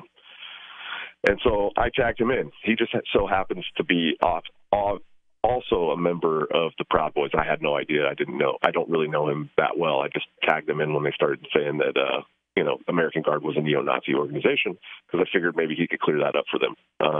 And so, yeah, then I saw Mike Shipley call him a white nationalist, which was pretty hilarious. And I kind of stepped back, and they started posting all these pictures of neo-Nazis and saying that this is what I supported, and so that's. I mean, I have no connection with either of those organizations myself. Period. I know a member or two, but that's it. So okay, yeah, Josh, I mean, it's all. I did want to press you on one specific person, because you mentioned him, Augustus Invictus, and you referred to him in the prior segment as a good libertarian. No, that was no. You had that backwards. No. Ryan, remember? Yeah, Ryan remember we had Imam Zaid Shaker on the show, and we had that guy I know Ryan. Yeah. Yeah, Ryan, that got like really drunk while we were on the air that night. Totally. That's no way you could forget Ryan. Yeah, like we have him on with like one of the. Too, but I'm a radio professional, so nobody noticed. Right. We had him on with like one of the biggest imams in the world. Right. And at the beginning of the show, everything's gravy. You know what I'm saying? And by the end of the show, like he's been drinking beer and whiskey the whole 3 hours that we're on the air. Oh my God. And by the end, he is smashed. And he is trying to string together questions for Imam Zaid Shakir. Like, so, like, I just, what was just, the Muslims, man, and like, better PR, man. Like, what are you doing? And like, what are you doing about? Don't you agree, right, man? You agree that the Muslims they need better. And like he asked that question 3 times. Yeah, he's a Southern boy. He's a Southern boy down there in the Panhandle. The first time he asked it, he was completely sober. It was the first question he asked. And then he asked it in the second hour, and he was a little. And I don't think Imam Zaid really didn't notice it, that he was answering the question a second time. By the third time, he kind of got that he was answering a drunk man's questions over and over again. And I'm like, I'm so sorry about that. Yeah, so I'm not a fan of Augustus Invictus at all. I was happy to see Augustus leave the party. So, I'm not. I don't think Augustus was a good libertarian. I have no ties to Augustus. Well, there's a difference between a bad libertarian and not a libertarian. I would say he would qualify for the latter. The way I met Ryan Ramsey was I was writing a hit piece on Augustus Invictus. That was what I was doing when I was still a member of Dankritarians. I was writing a hit piece on Augustus Invictus when I met Ryan Ramsey, and me and Ryan Ramsey had words. So I said, you know what? Let me sit down and do an interview with you. I sat down and did an hour and 10-minute interview with Ryan. I couldn't find anything to hate the guy for. You know, he's obviously he's a pro-borders libertarian, but that's something that we deal with in the party every day. You know, and it's something that we have to continue to try and educate people on and tell them, hey, there's those, and I like the Will Coley outlook on this. The nationalist thing, it ruins local culture, right? And so yeah, I'm a pro open borders guy, and I'm not a fan of nationalism, but it's something that some people don't let go of right away, right? And Ramsey's one of those people, but he's still out there fighting, back on the legislation and the war on drugs and foreign interventionism, and he's working side by side with all these great libertarians in Florida, and so I couldn't find anything to hate the guy for, and that got me in a lot of trouble for not hating the guy, and well, I think you've got to be misrepresenting it there. I think the issue that people would have had with you on that would be that, nationalism, a few libertarian-ish things doesn't qualify one as a libertarian, and especially not while one is, openly advocating for nationalism. The problem is that Florida is a different animal than other libertarian parties around the country, and you have a fairly nationalist strain of libertarianism. And I'm assuming it's because Florida is so right-wing, so Republican, that the Libertarian Party in Florida, when I first learned about libertarianism in 2002, or that the Libertarian Party even existed, a roommate of mine was telling me about why a mutual friend of ours had cut her dreadlocks off, and that it was because she was a libertarian and that meant she hung out with white supremacists. And that was how I learned about libertarian. And this was in Plant City, Florida, that she was supposed to be hanging out with libertarians, and that meant she hung out with white supremacists. So the Florida party already had this reputation all the way back in 2002 for having a more nationalist, pro-borders feel to the party. Like, it already was there. It's been like that it's been like that since Ryan Ramsey wasn't a member of the party. Since Ryan Ramsey was 20. But there's nationalism, and then there's white nationalism, which is a whole other thing. I would disagree with that entirely, Tom. I mean, nationalism sucks, regardless of what other descriptors are fixed to it. Yeah, I agree with Tharia on that. Okay, tell us what you mean by that. Nationalism and white nationalism triggers people more. People get more triggered when you say white nationalism. What do you shop for that you could otherwise buy at Amazon? Pretty much everything, right? Amazon has competitive pricing and they deliver, and that's a big plus. If you could plan ahead in your shopping, would you be interested in saving up to 33%? There's a catch. You have to do your shopping in Bitcoin. But imagine those savings. It's like a huge raise. All you have to do is go to SaveItPurse.com. We've saved thousands, and you can too. Plan ahead and save. SaveItPurse.com. Why did you move to the Shire? I moved here to the Shire because there's other people around who take liberty just as seriously as I do. I moved to the Shire because I saw videos of people challenging authority and thought that I could get support myself. It called to me, like, do this right now. I wanted to be around people like me who got it, and once I got here, I knew there was nowhere else that I wanted to be. I've always wanted to change the world, so I moved to the Shire to join people who were actually working towards doing the same thing. The people here are awesome, loving, and positive. It was for the adventure and for the feeling of something important is happening here, and I just wanted to come to sort of be part of that. Visit ShireSociety.com to read and sign the Shire Society Declaration and learn the reasons why, if you love liberty, you should immigrate to the Shire. Plus, add yourself to the Shire map at ShireSociety.com. That's ShireSociety.com. LRN.FM is proud to announce our official listening apps for Android and iOS devices. Now you can easily tune into our streams anywhere, anytime on your smartphone or tablet. Just visit apps.lrn.fm or search for LRN.FM in the Android or Apple app stores. Please download, rate us 5 stars, then share the link on your social media and let your friends and family know how you're listening to LRN.FM. Download it now, free at apps.lrn.fm. Looking for a great real estate investment? Consider New Hampshire, which is ground zero for the Liberty Movement. Your first call should be to Mark Worden from Porcupine Real Estate. He's more than just a real estate agent. He's your New Hampshire concierge. Where are the best places to live? Do you want farm, city, the burbs, or forest? Do you want a duplex or multifamily building so that renters pay your mortgage? There are homes in all price ranges in New Hampshire, and Mark can help with financing too. Invest in liberty and property. Mark Worden can help.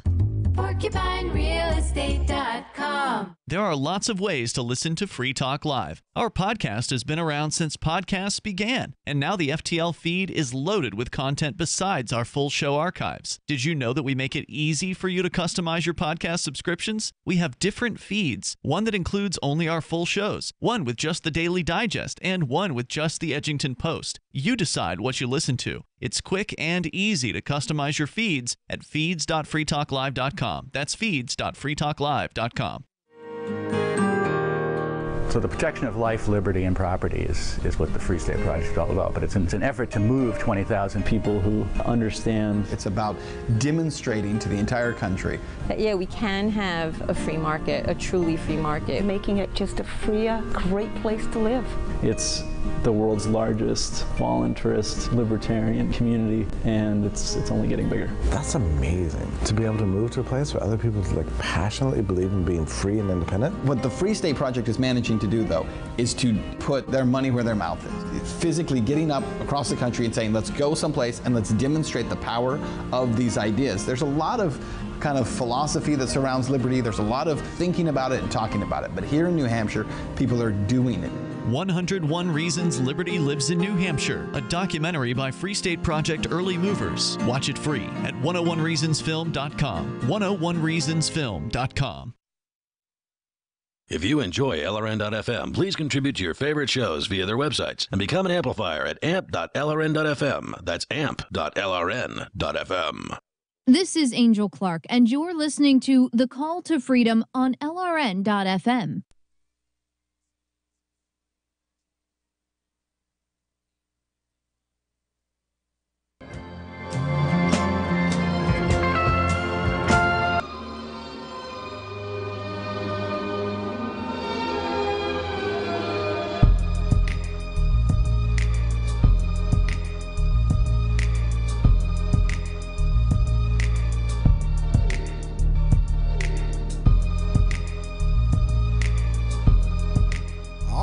Welcome back here to the final segment of tonight's live broadcast of the Call to Freedom here on LRN.FM. And it's our libertarian drama of the week this week.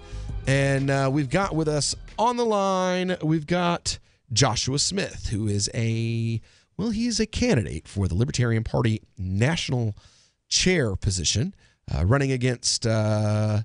let's see, there's Matt something in Pennsylvania. Matt Shooter. Matt Shooter in Pennsylvania. Then there's Nicholas Sarwark, who is running for re-election, yes? Yeah, he's announced that he would seek re-election, yeah, absolutely. Okay, and then we've got you and Andrea Dern. Alicia Dern. Alicia Dern. We wanted to get the Dern coat on when she first announced, but... didn't get a response, unfortunately. So, only because we call her the Dern coat every time we mention her. Probably because we constantly refer to her as Dern coat. I guess Will's got a personal stake in that, don't you, Will? I did have a personal stake in that. I was there when the handshake that meant nothing actually happened. Yeah, and it cost me the Peterson endorsement. right. because she was a woman, and I actually was apologized to directly.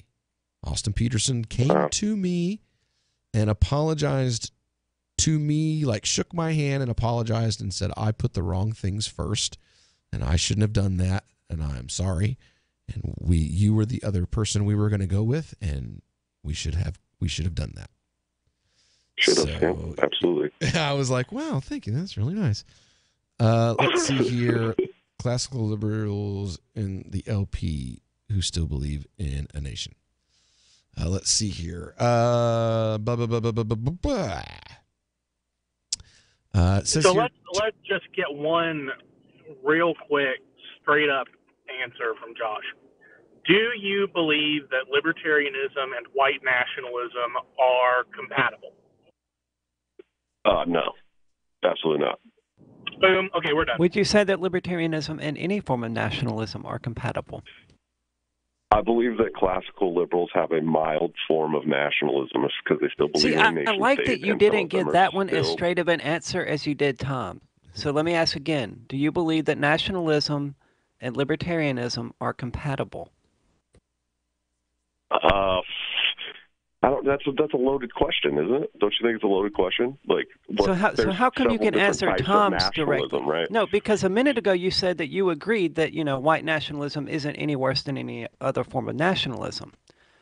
No, So I I'm didn't. curious I now- said ethno-nationalism is much worse than just regular nationalism. Absolutely, 100%. Okay, well, when I said that earlier, I were one of the ones who agreed. No. But how do you figure I it's did a not. loaded question? I believe because I believe that some people are proud to be from the country that they're from and can still be libertarians. And Well, and there's I a believe difference. That I that's mean, a mild as- form of nationalism. As Rothbard pointed out, there's a huge difference between loving your homeland and loving your government. Nationalism is the Right, latter. Exactly. Oh, not necessarily. I mean, yeah, that's nationalism what and nation patriotism- means. Patriotism. I mean, the definition of nationalism is patriotism and principle, right? I mean, that's literally the definition of the noun. So, I mean, I can't say I'm not a nationalist at all. I like local culture. I think it's great. I want to see it stay that way. But I do believe that there are libertarians in the party that are minarchists and classical liberals who still are very proud of their culture and their country. I do believe that. Do I think it's compatible? I don't know. Honestly, I mean, if you want to talk about is it compatible? I mean, are they trying to force that on other people? Then it's not compatible. At the end of the day, libertarianism comes down to completely voluntary associations, right? And so if you're not trying to force your pride of your culture and country on me, then it's libertarian. I mean, would I be wrong in that assertion? Let me piggyback off what Arya is saying, though, because there are people in the white nationalist movement who call themselves white separatists who say, no, we want to voluntarily disassociate from other races and voluntarily have our own nation that's apart from them. I support Is that compatible? I support that. I think if you want to be a racist, go be a racist over there.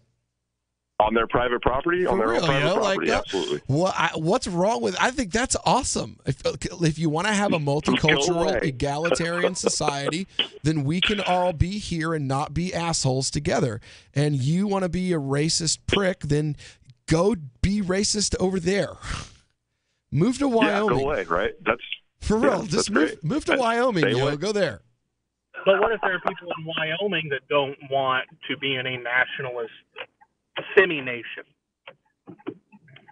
Or a white nationalist? They would. I don't know. That wouldn't What be if there are libertarianism, people? right? What if there are people in New Hampshire that don't want to live in a libertarian state? Well, I mean, it's on its way there, so you can move, or you could change the local government if you wanted. But I was wrong. I predicted that this would take a little longer, but we actually have Matt Kuhnel, who has just joined us. We've got about 5 minutes left in the broadcast today. Hey, everybody. How you doing, Matt? I'm all right. How you doing? I'm good. Now we decided that this week we have a segment we do every Friday, a live segment called the Libertarian Drama of the Week, and every week we pick a different story.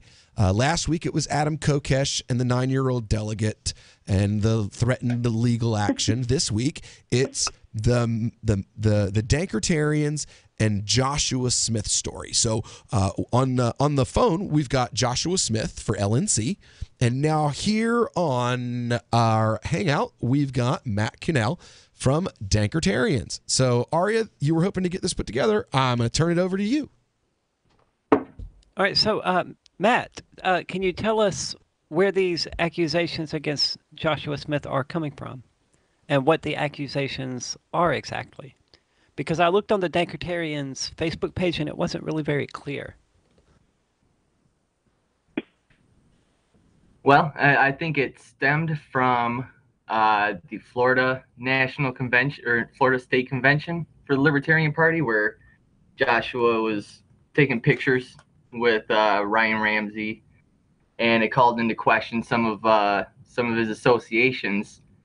He got called out on that Libertarian Anti-Fascist page for it, and then he was able to pretty much summon all these leaders of the Proud Boys and the American Guard, and they all came onto the thread. And one guy, the leader, I guess, of this Florida National Guard, laid out their whole platform, basically justifying ethno-nationalism and all these other nationalist authoritarian views, and trying to claim that they're libertarian. And Joshua ends up defending them and saying that classical liberals and minarchists are basically nationalists because they believe in a nation. Yeah, I can see that. He essentially just said that same thing when I asked him whether or not he found libertarianism to be compatible with nationalism. Josh, can any response to what Matt just said? It seems to keep coming back to that idea of nationalism and libertarianism. Nationalism. First of all, he's lying about me summoning all these leaders. I told you guys in the beginning of the show that I pulled in Hussein Hill, who was a black and gay chapter president for North Carolina. He's the one that tagged a bunch of other people on the Libertarian Anti-Fascist page. Okay, I didn't call on a bunch of people. I called Hussein to clear up some things with them because they thought that it was a white nationalist organization, which is kind of hard to do when you have a black chapter president, a black gay chapter president. But sans that, what I meant in the beginning of the show was that. Yeah, is that what you? I had to ask what Tom is asking here. Is that what you're saying? They can't be racist because they have a black friend? No, I just find it hard we're to out believe of that time. an organization. Oh, this is great. Oh no, Will. I know. Monday remix. We'll try to put Please come back. We will try to put this together for an earlier segment. Maybe do the 4 to 5 segment on Monday. Do a Libertarian Drama of the Week remix. Unfortunately, this is it for us this week, though. Don't go anywhere, though. Stick around. Free Talk Live is coming up next.